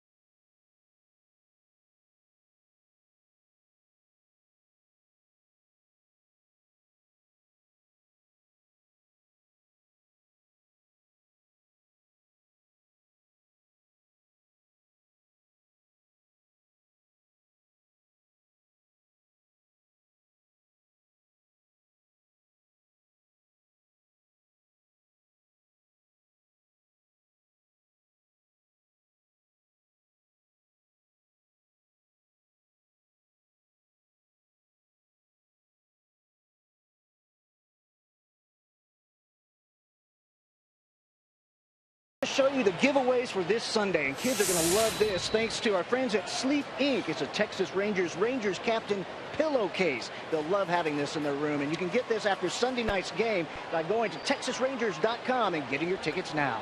Tag, Mac. All right, thanks, Joel.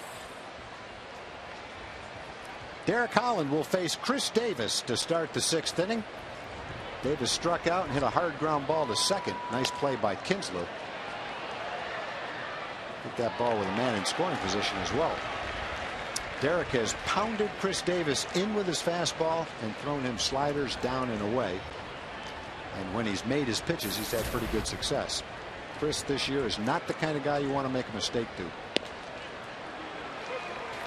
In the 4-game series against the Rangers, Chris struggled. He did hit a home run, but the Rangers worked him and had success. However, after that, he got hot again, and he comes into this game having hit a home run in 4 straight games. Looks like he might have been cooling off a little bit. That was definitely not the case. Well, if there's anybody that knows how to get him out, it's this Rangers organization. Exactly. You know, the guys that he played with, came up with, they know how to get him out, obviously. You know, and hitters are well aware of how pitchers pitch them to get them out. Some of them even acknowledge that if you pitch me that way, you probably will get me out. But a hitter like Chris says, fine, go at me that way, but you better not make a mistake. Good fastball. That's not a mistake. That's where he's trying to throw him. 94 miles an hour, elevated the fastball above the waist and inside. And that's a tough spot for Chris right there. He likes the ball out over the plate like most power hitters do. And when you crowd him like that with a good fastball, you have a chance for success. But you've got to make sure you hit that spot, because if you don't. Exactly. 37 times they haven't hit that spot this year. And 93 times he's driven in a run.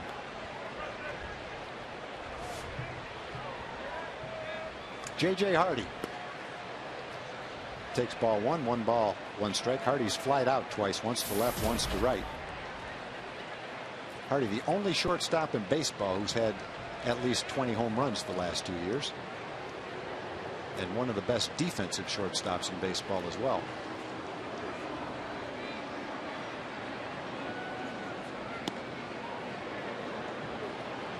Hardy won a Gold Glove last year. You know, he's just that steady guy. He's out there. He makes that routine play. He makes some spectacular plays, but he makes the routine play, it seems like 100 out of 100 times, and that's what managers want. Yeah. Buck Showalter was talking about the hands that he has, and if he catches it, you're out. He might get you by half a step, but he's going to throw it accurately and get you out at first base. Ball in the dirt, 3 balls and 2 strikes.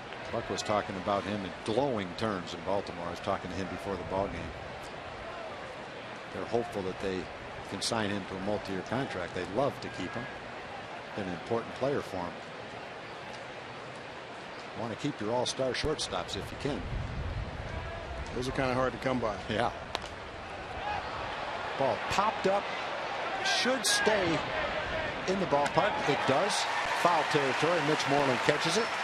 2 up, 2 down. Matt Wieters is the next hitter.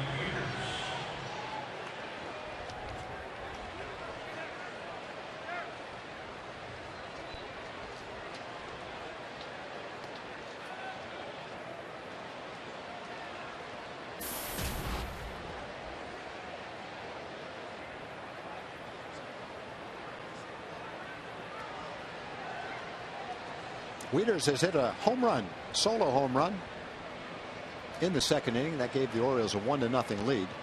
13th home run for Wieters. Wieters was an all-star catcher the last 2 years, not this year. Very strong defensive catcher with power.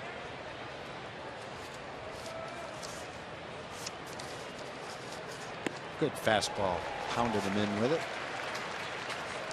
Derek working well tonight. The 3rd run he gave up was a run he shouldn't have given up. Infield hit on a play that could have been made, a pop-up that should have been caught in the outfield. Derek throwing his 90th pitch right here. Good fastball, 94 miles an hour.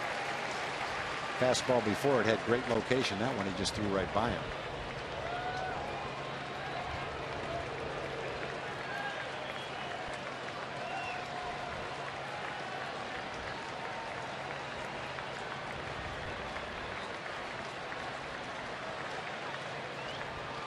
Another fastball. Good morning, good night, and good afternoon right there. 3 straight fastballs right by Wieters. Wieters hit the off-speed pitch for the home run. Saw heat that time and came up empty. 3 up, 3 down, 2 more strikeouts. 5 for the night for Derek. But going into the bottom of the 6th, the Rangers still trail the Orioles 3-1.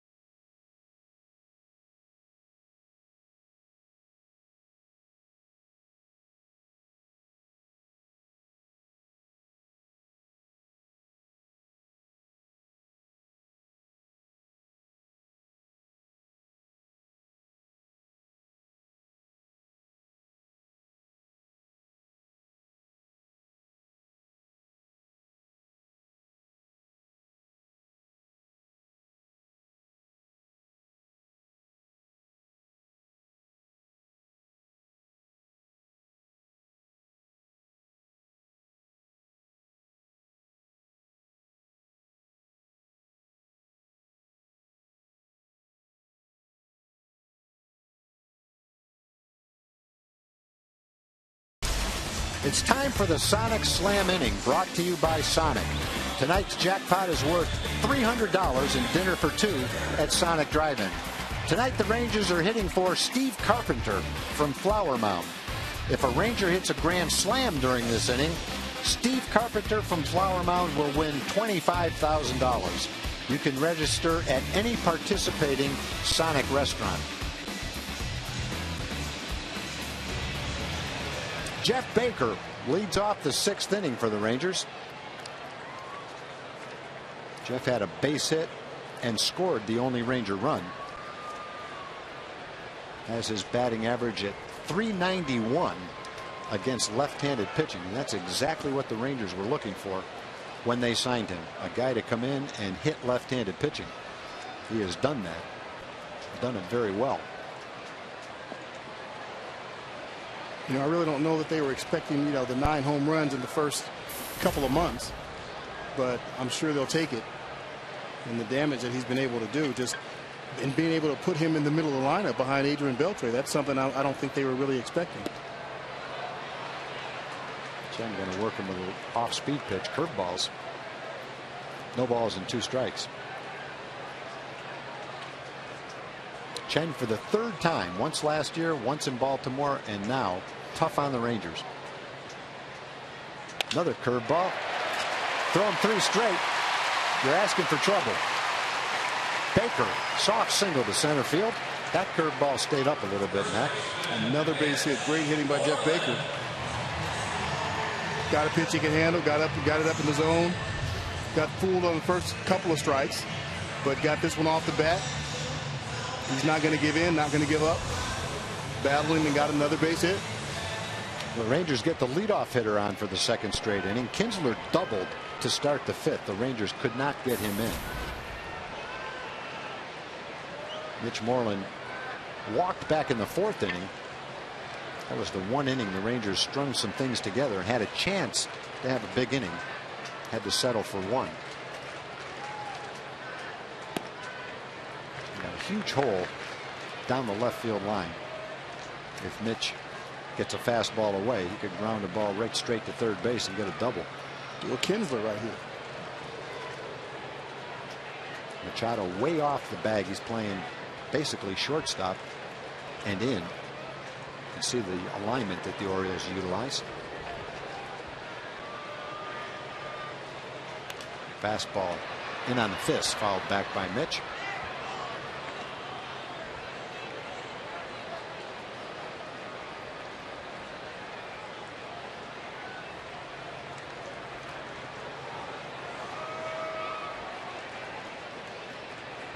Which had 13 home runs in the first half. He's looking for a home run right here. The Orioles give up more home runs than any other pitching staff.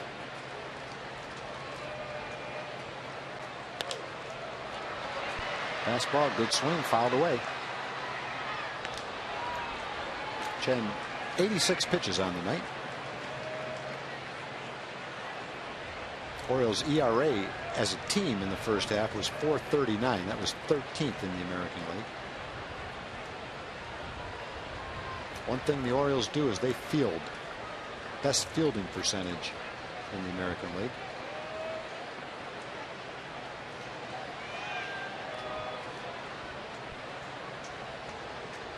One-two pitch fouled off. 93 miles an hour from Chen. Chen, good strikes to balls ratio, 60 strikes and 27 balls. Pretty good pitch to hit near the center of the plate. That's a ball that Mitch many times will line into the gap in left center field. He just fouled it off, didn't connect with it that time.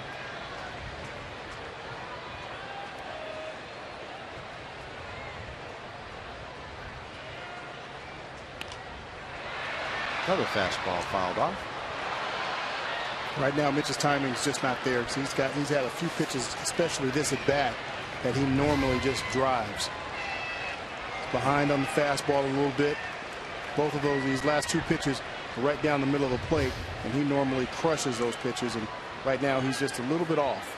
Yeah, and I have to say, Mac, that you look at the scoreboard and see 3-1, and you say Chen's throwing a great game, but Rangers have let them off the hook. Some of the pitches they've had to hit and haven't taken advantage of.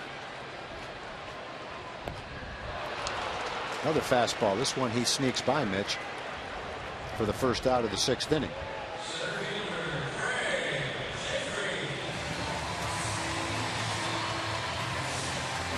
The TXU Energy Replay. The right things right now. Jeff Baker goes to second on the walk. Sees Manny Machado not covering third base.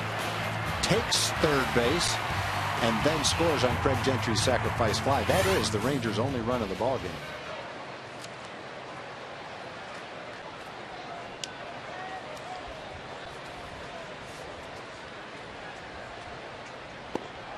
Gentry thinking about dropping a bunt down. Pretty good idea. Machado was back at third base. Gentry got a pitch to bunt, got it down. He had a pretty good chance to beat it out. Rangers will play 14 of their next 17 games, including this one, at home. Play some good teams over that stretch, but trying to take advantage of the schedule at home.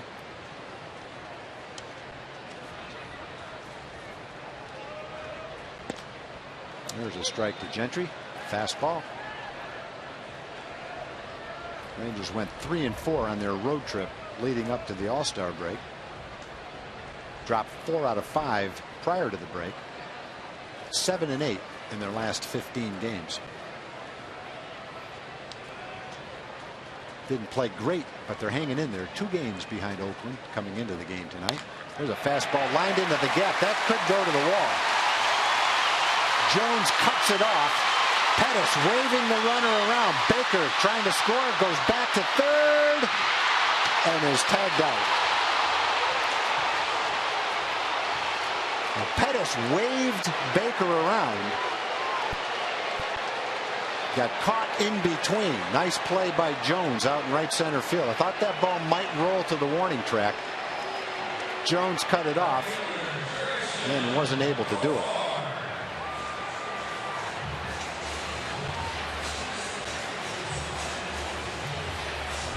Well, Gentry's going to line this ball into the gap. Jones cuts it off. Baker's coming around third. Pettis is waving him home and then stops him. Baker, trying to give it everything he had to score, wasn't able to stop and is caught trying to get back to third base. That's a bad development for the Rangers. Would have been second and third and only 1 out. Ball blooped into center field. Jones going to have an easy play. The Rangers fail to score, although they get a single and a double. Failed to take advantage of an opportunity, and after 6 they still trail 3-1.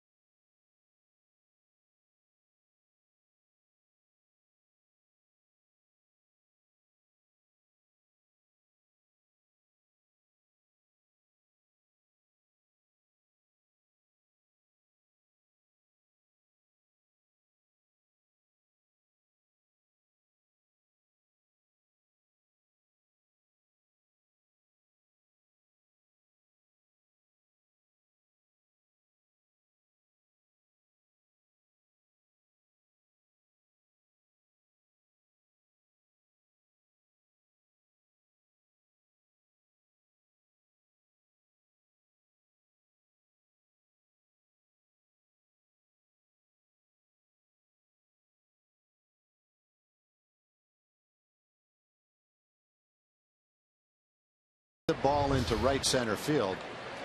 And Mac, what happens after that? You see Baker hitting third base right there, and Gary's got his hands up, and Baker didn't see him. He took his eye off of him, and it took him about 3 or 4 steps to really pick Gary up again and realize that he had his hands up, had the stop sign up before he stopped and wasn't able to get back. So I think you really want to keep your eye on that third base coach. And he's a little bit further down the line than I thought he was. He let the ball get into the cutoff man before he put the stop sign up. But as a runner, when I'm coming into third base, I want to see if I'm waving, if that third base coach is waving me around as I'm getting to third base, I'm thinking I'm going.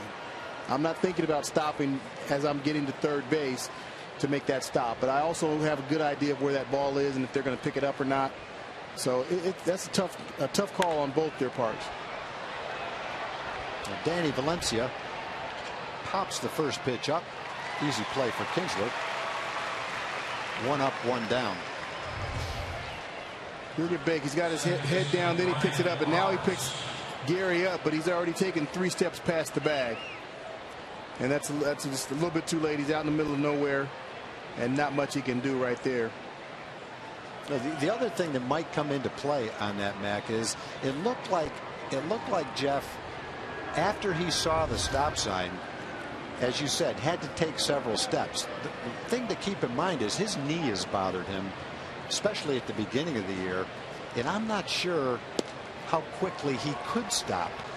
Like maybe you going around third could take that 1 step and get back. I'm not sure he could plant on that knee and get back. He might have needed those steps. If his knee is bothering, there's no stopping on 1 or 2 steps. That's a 3 or 4, maybe even a 5-step process. Because that knee, you need that knee to be able to decelerate. Yeah, and I'm wondering if that might be the case. It's not bad enough to where he can't play. It just might not be 100%. That's a tough call, but it's a great play by Adam Jones being able to cut it off. Yeah. Because if he doesn't cut it off, there's no play. He scores easily. Gentry lined that ball well. I thought off the bat it might roll to the warning track. And then Gentry's at third base. Yeah, exactly. Ball hit well to left field, but Profar well in front of the track, drifting toward the line, makes the play. This Thursday, fans can enjoy a rare weekday matinee in the last game of the series against the New York Yankees. Great seats are still available for the game and start at just $13. Get your tickets for the Thursday, July 25th matinee at TexasRangers.com or by calling 972-RANGERS. Well, after the bloop double that Markakis hit to drive in a run in the 5th, Derek has retired 6 straight. Second time today that Derek has done that. Derek at 99 pitches now with 2 outs in the 7th inning. Orioles have only had 5 hits.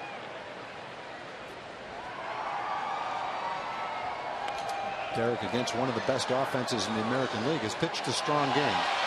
He hung an off-speed pitch that Wieters hit for a home run. He missed location on a fastball, 0-2 to McLouth in the 3rd inning. McLouth doubled, and then he was just a victim of a couple of poor defensive plays in the 5th inning that allowed an earned run to score then.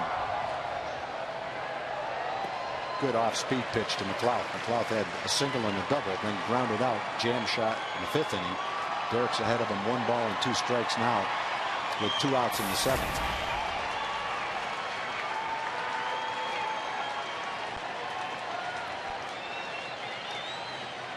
Fastball.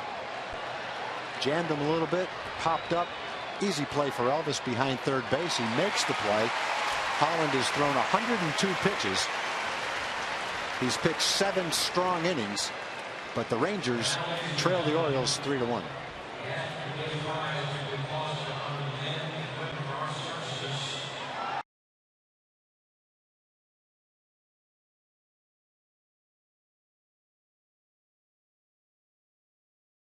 In honor of Police Officers and Law Enforcement Appreciation Night, Brittany Zervitz sings God Bless America. God bless America, land that I love. Stand beside her and guide her through night with the light from above. From the mountains to the prairies to the oceans wide with foam.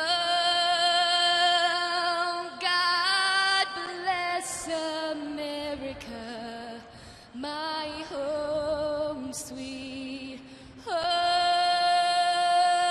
God bless America, my home sweet home.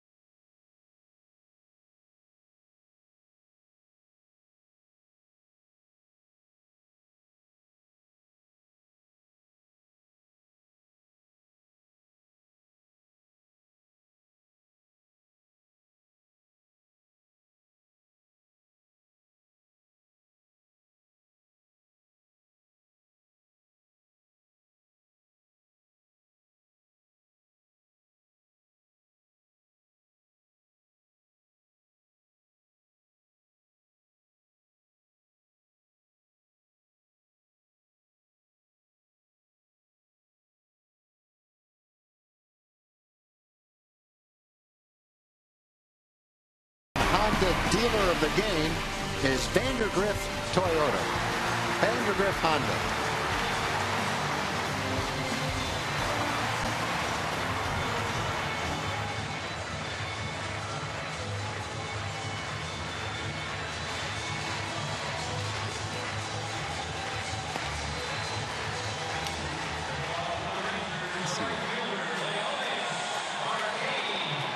Mac, the Rangers bats have to get going here in the 7th inning. They trail 3-1.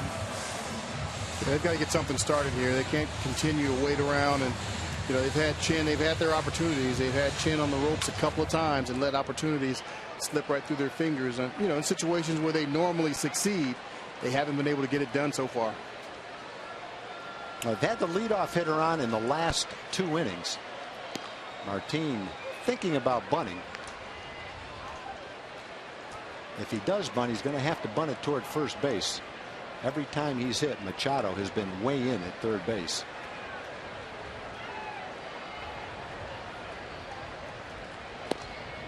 Fastball tries to get the inside corner. Missed the inside corner. And Martin was able to check his swing.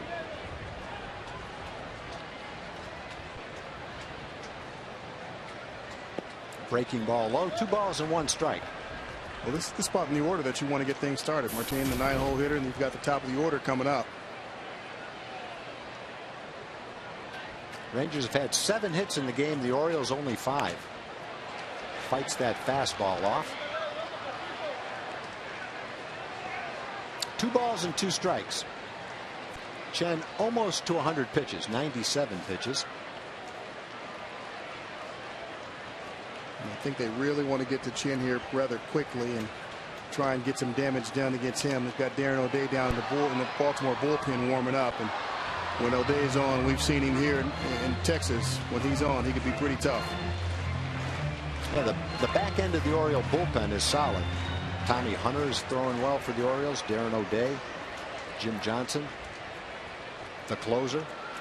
He's blown some saves, but he's had a lot of opportunities. 2-2 pitch to Martin. Fastball. Threw it by him.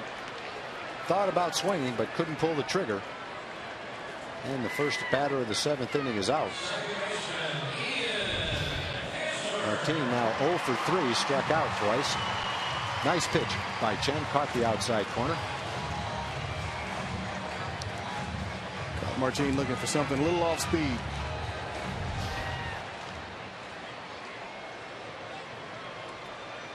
Ian Kinsler's 1 for 3, doubled down the right field line. Ground ball inside the first base bag in the 5th inning.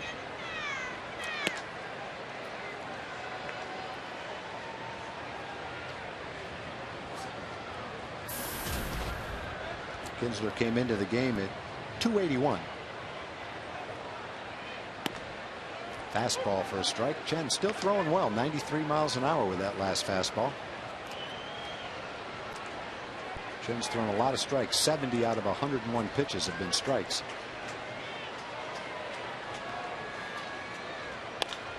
Ball stroked down the left field line. That's trouble. That ball's going to go to the wall. McLeod plays it in, but not before Kinsler is safe at second with his second double. And the Rangers putting the pressure on Chen. Last 4 innings, they've had men in scoring position. They've only scored once, and with Elvis Andrus coming up, Buck Showalter's coming to the mound. Darren O'Day is loose in the pen. Nice job by Kinsler right there. Stroked that fastball well into left center field. That'll be it for Chen. Chen goes 6 1/3. He's given up 1 run. Kinsler is his responsibility, but he can only win. He can't lose.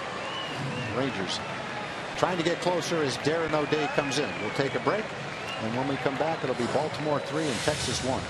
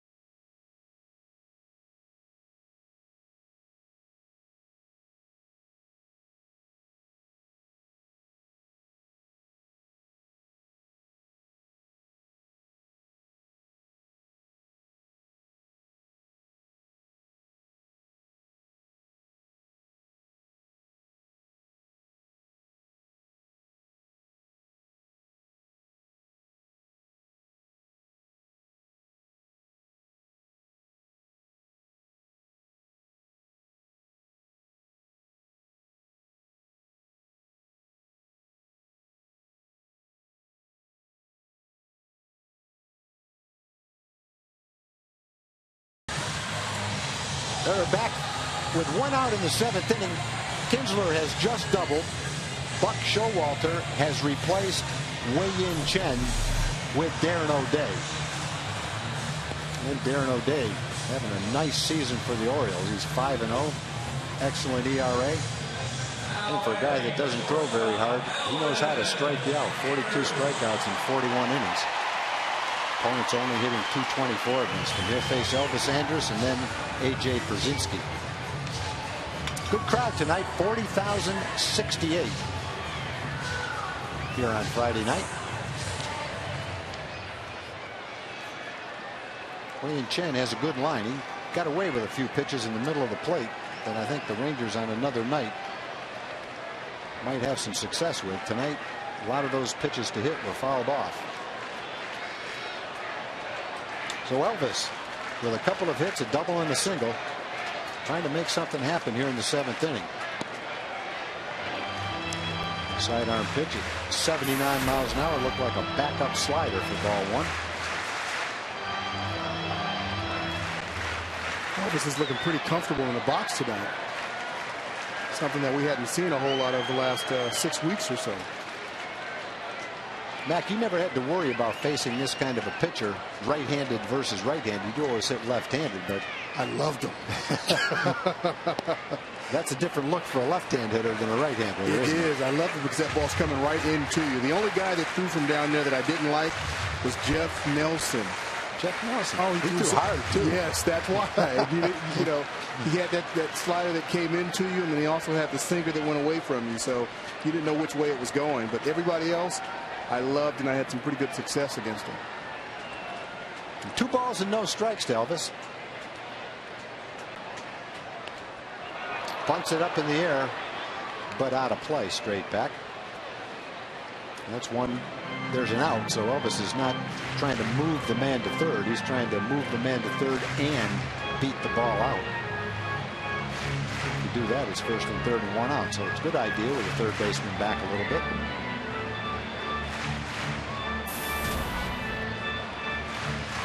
And the other thing, you've got the left-handed A.J. Przinsky on deck. I'm not sure that he would have done that if Nelly is sitting behind him in that 3-hole tonight.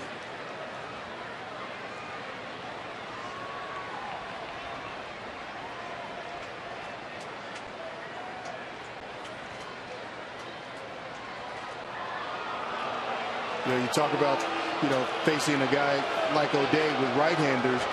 Whenever, Pudge being inducted in the Hall of Fame tomorrow, Pudge and Juan, those guys, they hated when Jeff Nelson would come in. So whenever we were in a situation with Seattle, Lou would bring Jeff Nelson in, and they would just be, so they knew they couldn't do anything with him. They were tough. Popped up near the Ranger dugout, a little bit away from Chris Davis, who leans in. Cameraman's okay, Chris Davis is okay, and Elvis is still alive. Yeah, as a right-hand hitter, I don't know that you could be very happy when Jeff Nelson came into the game. No, as big as he is, 6'8", and coming from behind you and throwing 92, 93 miles an hour, that's not a good look. Elvis hanging tough, 2 balls and 2 strikes. There's 1 out. Kinsler on second with his second double of the night. Rangers trail by 2.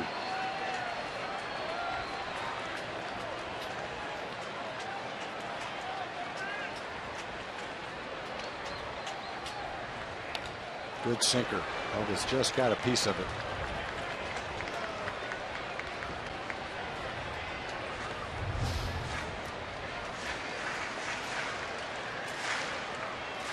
Elvis is right on everything tonight. That pitch can strike you out. That's actually a pretty good swing just to get a piece of that sinker. Yeah, maybe the 4 days off was just exactly what Elvis needed. Mental break, physical break. Good start to the second half. A really good start if you can line a base hit and drive in a run right here.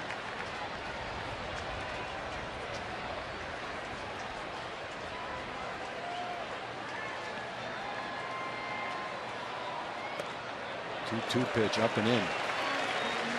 Darren likes to get ahead of you with 2 strikes and then try to get you to swing at his high fastball. That's a lot of strikeouts that way. Rangers would love to see Elvis work a walk right here and have a couple of men on for Przinsky.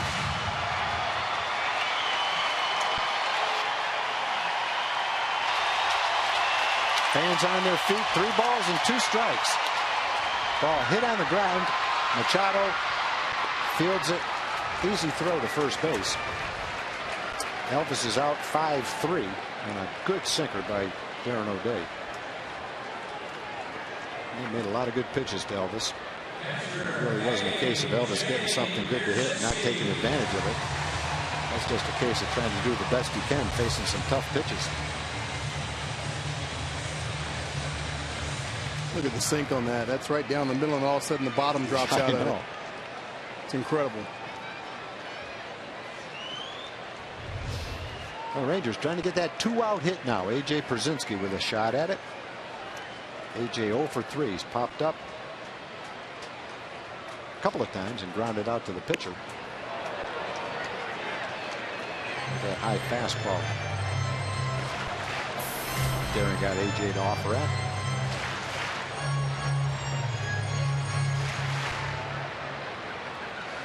Again, Nelly Cruz not in the lineup tonight, suffering from a pretty severe migraine headache. Hope Nelly will be okay for tomorrow.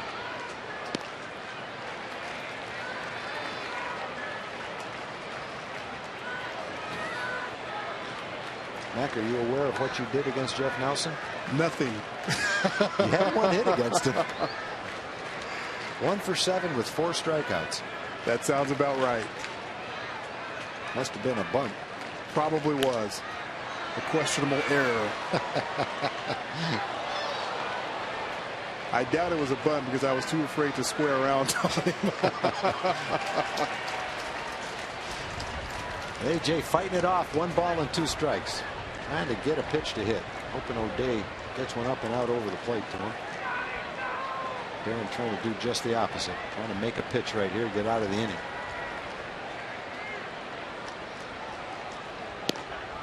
And backdoor that slider. Missed with it at 79 miles an hour. 2 balls and 2 strikes.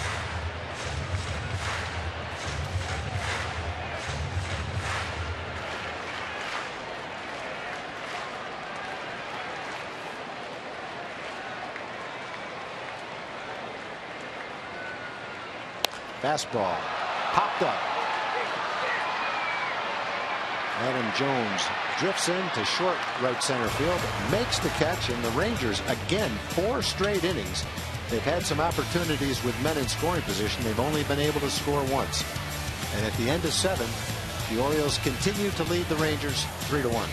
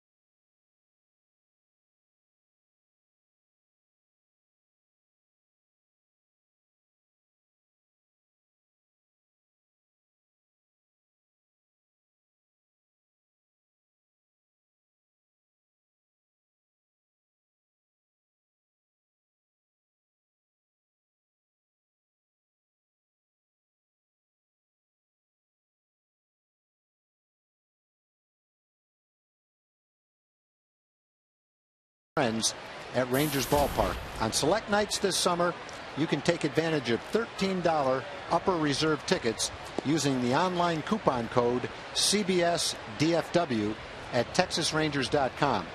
The next chance to take advantage of this great deal is August 13th when the Rangers take on the Brewers.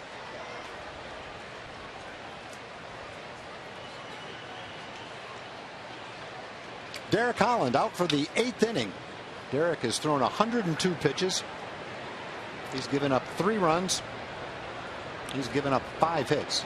Pitched a good ball game so far. A couple of mistakes early led to a couple of runs, and a couple of defensive plays that weren't made led to the 3rd run.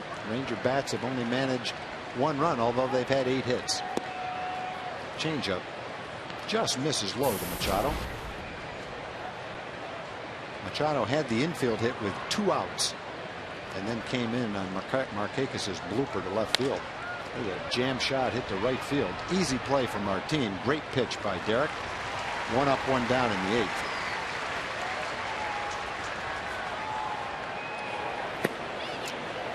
In the bullpen, we got Jason Frazier on the right, Joseph Ortiz, the lefty, out there with Andy Hawkins.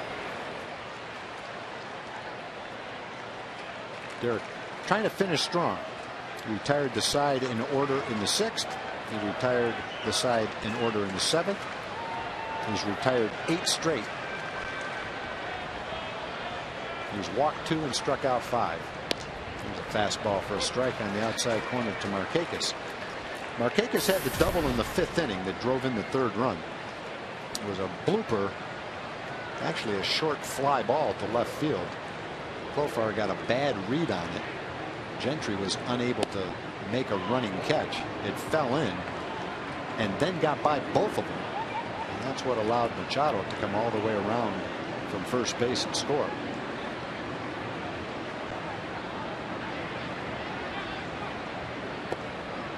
Off speed pitch low, 2 balls and 1 strike.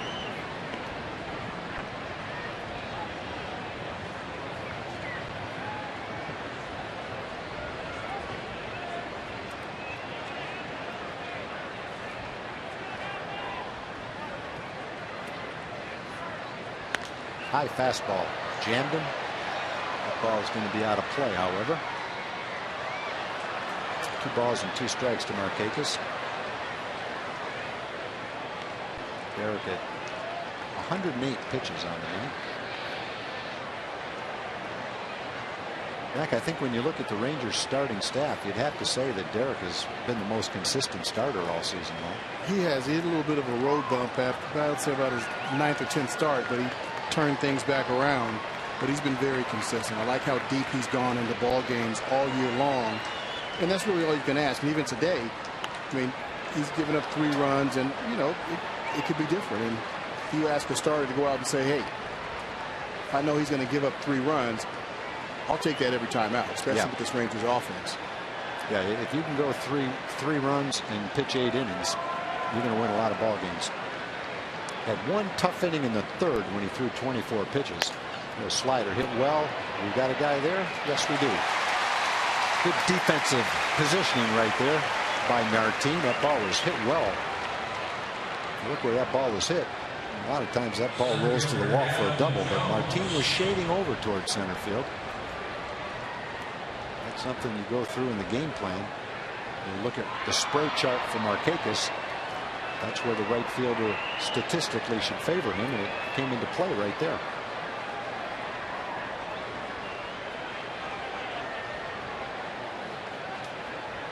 Adam Jones, this American League All-Star center fielder, has walked 0 for 2 on the night. Derek's still throwing well, 93 miles an hour with that high fastball, 110 pitches on the night. Jones tied for 6th with 67 RBIs, 3rd in runs scored, in the top 10 in doubles. Very good defensive player in center field, good arm. Not much this kid can't do on the field. He seems to get better and better every year. He's been in the big leagues now. This is his 6th full season. He's only 27 years old.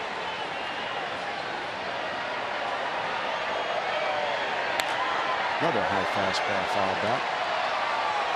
That was a trade Seattle would like to have back. It wasn't made by current management. But when you look at what Seattle's trying to do now, build with young players. They traded Adam Jones and Chris Tillman, who also made the All-Star team as a starting pitcher, for Eric Bedard a number of years ago. And the current regime looking back at that trade and wondering what could have been if we kept those 2 guys. Could that be the reason why there's a new regime? Might have a lot to do with it. Right. I think you can make a case if Tillman was in their rotation and Jones was their center fielder, they might be 5 or 6 games better off in the standings and possibly a contender. 1 ball and 2 strikes now. 2 outs in the 8th inning. Fastball ripped into left field. Base hit for Jones. Derek trying to finish strong. 94-mile-an-hour fastball, but Jones is a very good fastball hitter. Wash talking to Mike Maddox. That's 115 pitches for Derek. Doubt they're going to make a change right here with Chris Davis, a left-hand hitter, up. decent chance, though, that this could be Derek's last hitter. And maybe he won't get to face Chris Davis. We'll see. You do have a lefty and a righty in the bullpen. Joseph Ortiz is the lefty, and he pitched exceptionally well in his last outing before the All-Star break. Derek, I'm sure, will lobby to stay in this game. See if Wash gives him a chance to talk his way into it.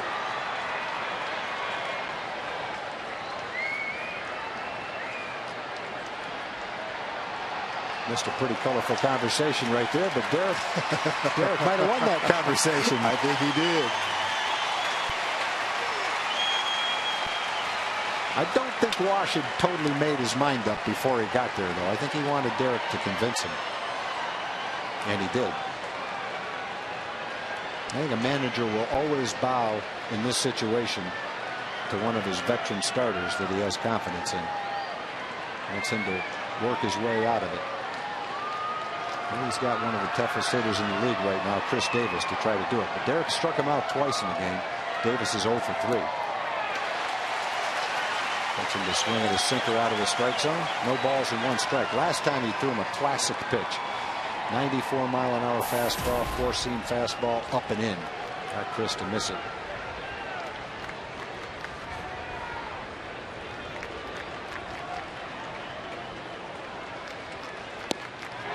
Another sinker down and in.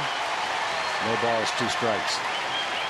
And this is the second time that Derek Holland's gone this deep into a ball game with Baltimore. And last time, July 8th against Baltimore, threw 125 pitches in that game. Fans are on their feet. Fastball line down the left field line, but just slicing foul. A little bit too close to the plate right there. No balls and 2 strikes.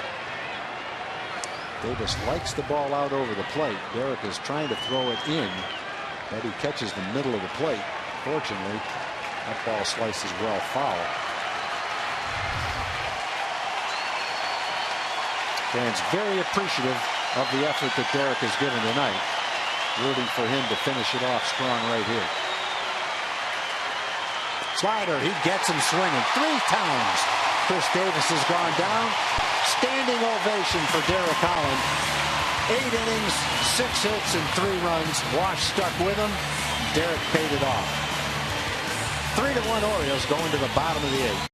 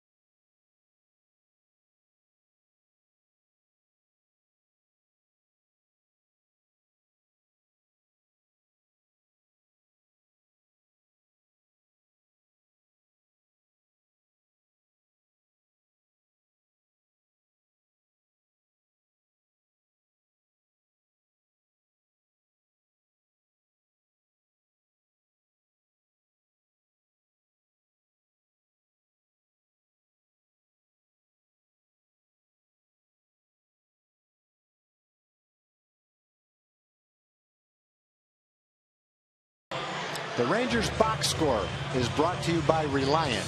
Bring the energy. Good night for Ian Kinsler. He's had a couple of doubles. Jeff Baker's had a couple of singles. Elvis has had a couple of hits. Gentry's had a double. The Rangers have missed some opportunities tonight. They could do better. They should have done better than 1 run.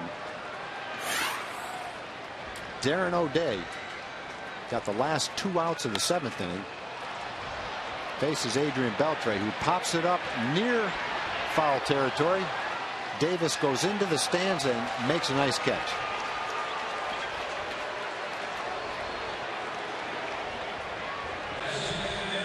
Our Honda flashback moment. Looked like a home run. Felt like a home run. Nick Markakis goes up in our Honda flashback moment and takes a home run away from Adrian Beltre. Great play by Markakis. Get a great deal during the really big spring event. Now at your Honda dealer.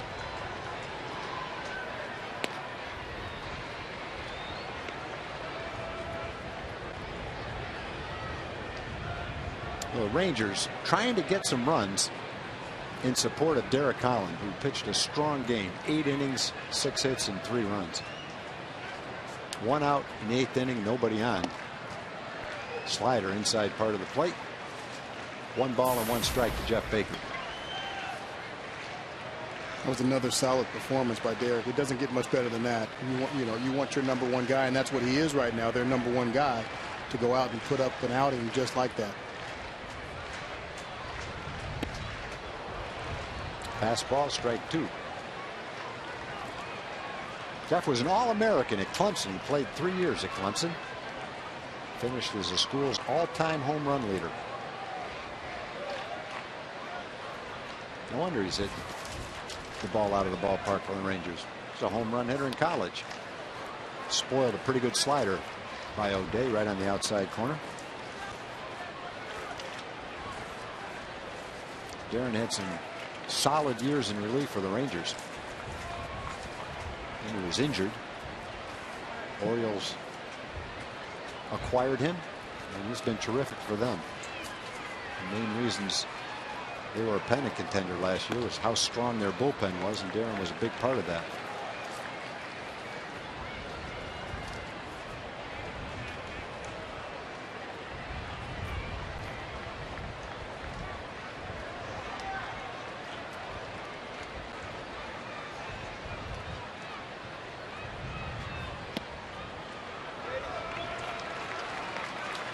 O'Day thought he had that.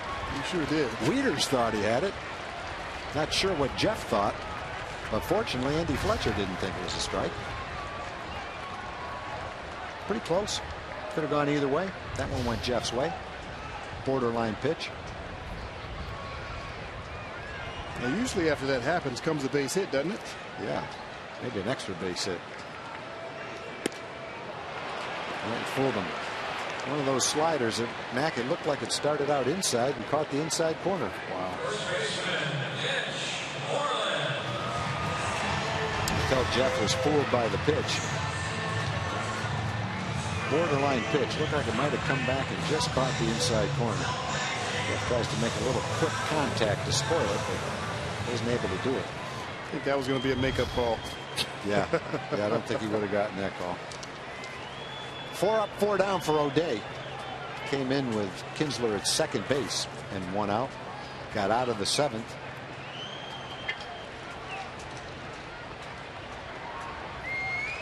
Now has 2 outs here in the 8th inning. Mitch has walked, struck out, grounded out to second. Brian Mattis, the lefty, in the bullpen for Baltimore.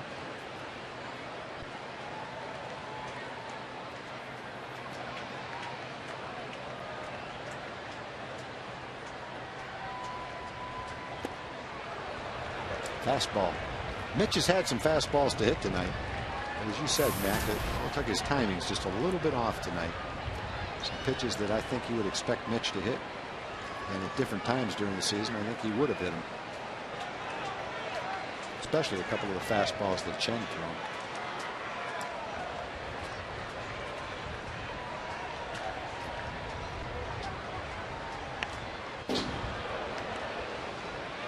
Fastball up and in. Mitch tried to check his swing, wasn't quite able to do it. Jason Reddy in the bullpen. O'Day's thrown 23 pitches in his inning and 2/3.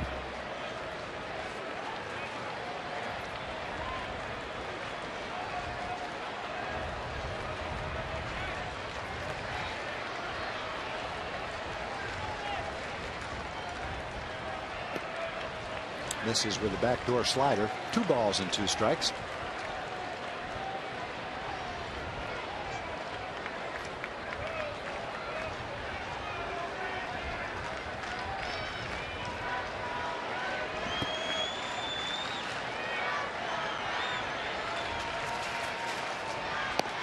Misses again. Well, the good thing about it, even though his timing's not there, he's seeing a lot of pitches tonight, and that's the one thing that's going to help him get that timing back faster, seeing more pitches.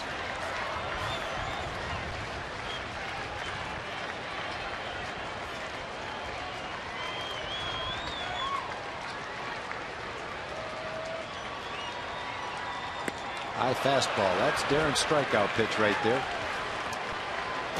Kind of lulls you to sleep with slower pitches, comes in with a high fastball, and he got Mitch for the 3rd out. So O'Day faces 5 hitters, strikes out 2 of them, and carrying into the 9th inning, the Orioles have a 3-1 lead.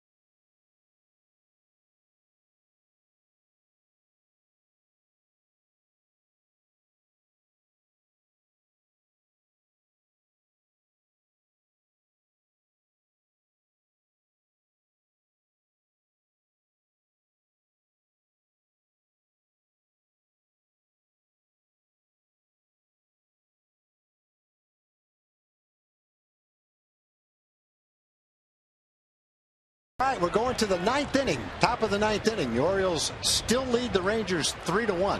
Rangers just can't break through. Darren O'Day kind of shut the door with 5 up and 5 down. Prior to that, over 3 or 4 innings against Chen, the Rangers had some chances, just couldn't cash in. Derek goes 8 innings, 6 hits, 3 runs, walked 2, struck out 6. And Jason Frazier comes on to pitch the 9th.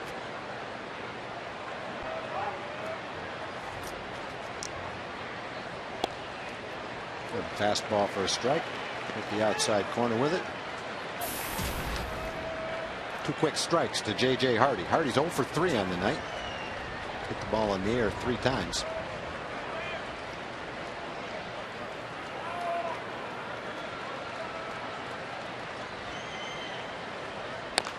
Reaches out and just taps that ball. Stays fair, too. Mitch corrals it. Easy out. 0-2 pitch. Hardy trying to make some contact. Might have helped him out a little bit. Jim Johnson, the closer, getting ready in the Oriole bullpen. Frazier did a nice job of getting ahead of J.J. Hardy and then throwing his pitch. Get Hardy to go after it. Just trying to protect the plate. Getting that all-important first out of the inning. Well, with the closer coming in, you pretty much say to yourself, we have to keep it a 3-1 ball game. Johnson has blown 6 saves this year. He saved 33, but he hasn't been perfect. Matt Wieters hitting left-handed now against Frazier. Had a home run his first time up in the 2nd inning on a breaking ball that Derek might have got out just a little bit inside part of the plate. He hooked it down the left field line. Stayed fair, went a couple of rows back. 13 home runs now for Wieters. Hitting .232 on the season. Fastball misses the outside corner. 2 balls and no strikes. Wieters was the 5th pick in the 2007 draft. Orioles have a lot of former #1 picks. Machado was the 3rd pick in 2010. Markakis the 7th pick in 2003. Adam Jones, #1 pick by Seattle in 2003. Wieters, 5th pick in 2007. Brian Roberts, a pick at the end of the 1st round before the 2nd round. J.J. Hardy was a 2nd round pick by Minnesota way back when. Well, they've got a lot of highly touted players in their lineup. Players that have rewarded the teams that took them. There's a strike with a fastball. Orioles also don't use many extra men. Hardy, Jones, Machado have played in all 96 games. Davis has played in 94. Markakis in 95. Markakis in 94. So between Davis, Hardy, Jones, Machado, and Markakis, they've only missed 3 games. Add to that, Wieters has caught 88 games as a catcher, which is probably a tougher workload than playing every day as a position player. 3-2. The Wieters, off-speed pitch, fooled him.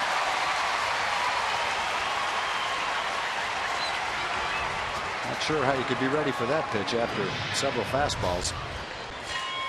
But the changeup dips down like a curveball. If you're looking for that pitch, 3-2, there's an issue. You got a crystal ball. Well, 2 up, 2 down quickly in the 9th inning for Jason. And Danny Valencia, the DH for Baltimore tonight. Nolan Reimold has gone on the disabled list. He had a big game in Baltimore against the Rangers. He had a 3-run homer right down the left field line. Knocked in, I think it was 4 runs in a game. Danny Valencia had a good year with the Twins several years ago. Trying to get back to that level now. Going to have a hard time playing every day for the Orioles, but trying to make the best out of the opportunities that he does get.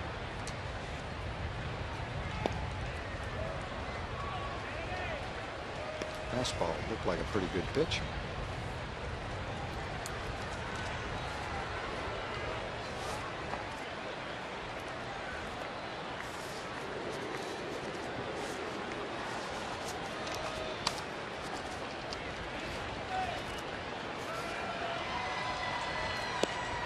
There's a strike. Well placed 93-mile-an-hour fastball.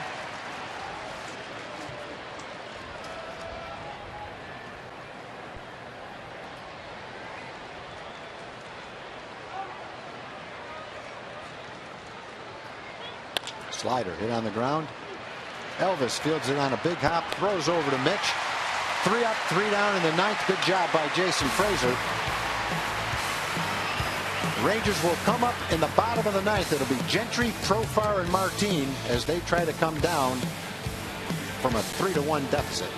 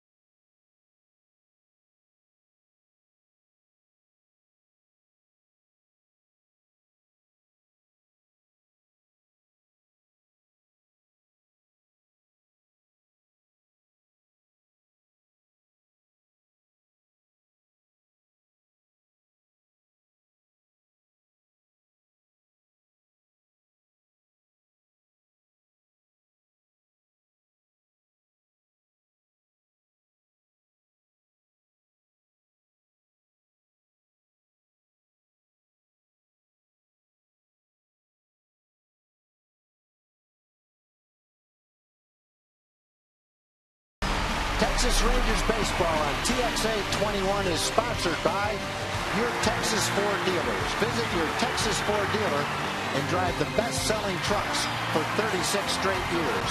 Ford is the best in Texas. By AT&T UVerse TV and by TXU Energy. The right things right now. 1-866-CALL-TXU.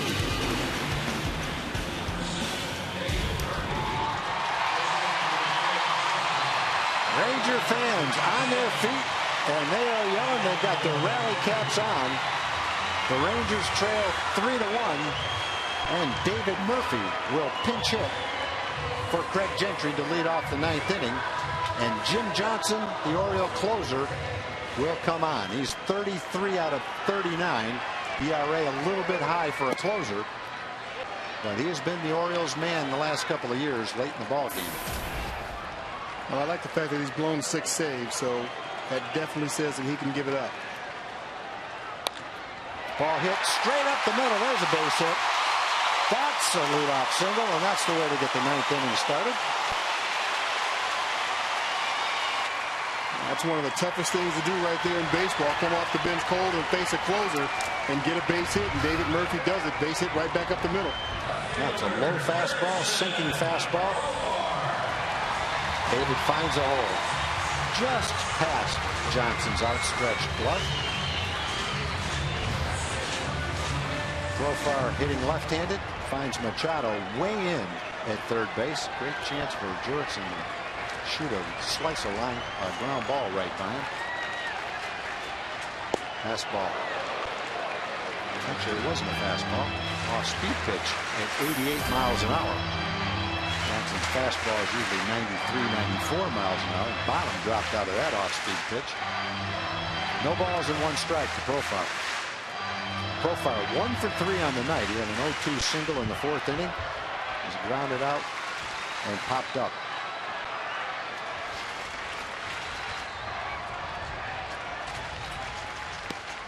Fastball misses low and away. Johnson has a good sinking fastball. That's his primary pitch. Gets a lot of ground balls. That's what he's trying to get right here. Profar trying to find a hole. Same off-speed pitch that he threw for strike 1, way outside. It's 2 balls and 1 strike to Profar. Profar playing left field tonight. Batting 8th in the lineup and trying to get a rally going right here. Keep a rally going. Fastball. Sinking at 88 miles an hour. Again, that's probably not his fastball. Took a little bit off.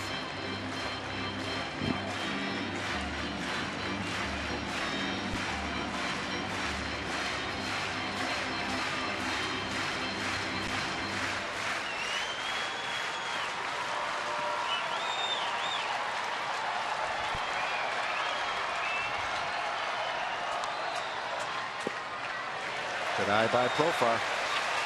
Got to throw him a strike right here. Nobody out in the 9th inning. The Rangers trail by 2. Fans on their feet. Rally caps around. Profar 3 balls and 2 strikes. Looking for a good pitch to hit from Jim Johnson right here. Johnson has given up 3 home runs. Profar, 95-mile-an-hour sinker. Tough pitch. Not sure it was a strike. Tough pitch to lay off of. Runs the count to 3-2, but Johnson comes through. Nice pitch by Johnson going down and in on Profar. Profar just not able to get the head to it. And it's tough. This is the first time Profar got to face Johnson. Not an easy thing to do, seeing a closer for the first time. It looked like it might have been a little bit low, but the strike zone showed that it was a strike. Ball hit by Martin to right field, but didn't get all of it. Markakis holds his ground and makes the play for out number 2. The leadoff single by Murphy, but a big strikeout by Johnson on a 3-2 pitch. And then Martin flies out to right. 2 up, 2 outs for Ian Kinsler. Kinsler has doubled his last 2 times up. 2 for 7 with a home run in his career against Jim Johnson.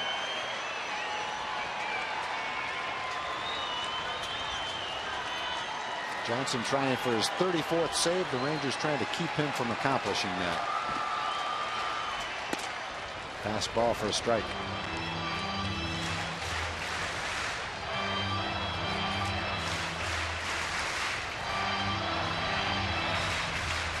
Derek Holland, an interested observer. Strong game for Derek. 8 innings, 6 hits, 3 runs tonight.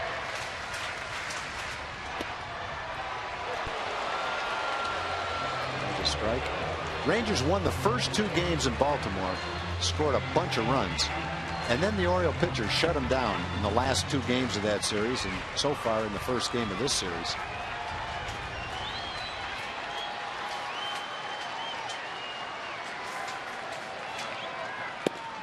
Fastball down, 1 ball and 2 strikes. Orioles came into the game 53-43. 3rd place in the American League East, 4.5 games behind the Red Sox.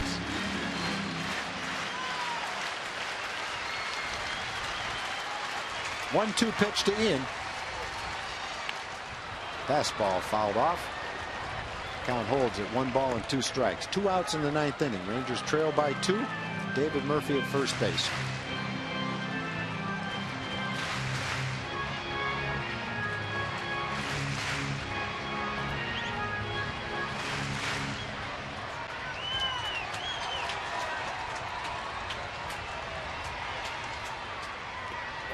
Fastball clipped him.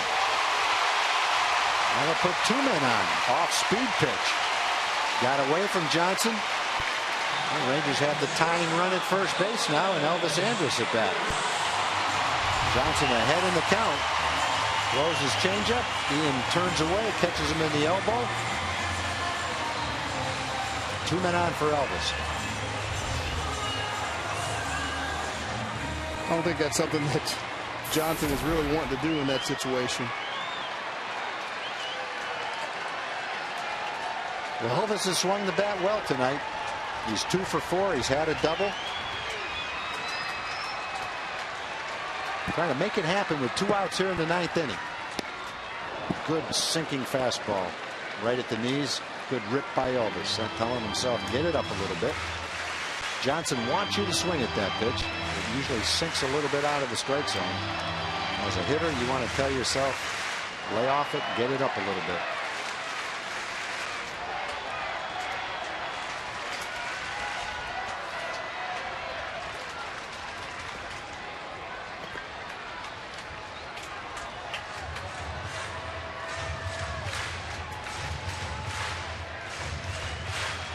If Elvis can keep it going, A.J. Pierzynski would get an opportunity.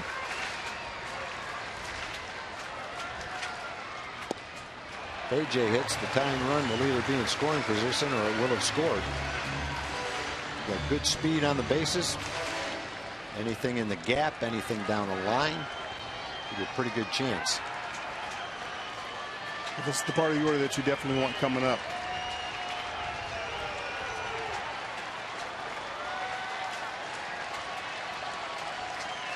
One ball and 1 strike to Elvis. Curveball. Andy Fletcher says that caught the outside corner. And it did. Nice pitch. Down and away.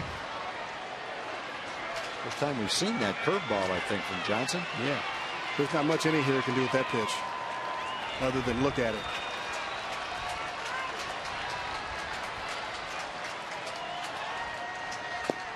Misses with a fastball. 95 miles an hour, runs the count to 2 balls and 2 strikes. Elvis taking a deep breath, getting his thoughts together. Have to look for a fastball right here and hope he can adjust to anything else that he might throw.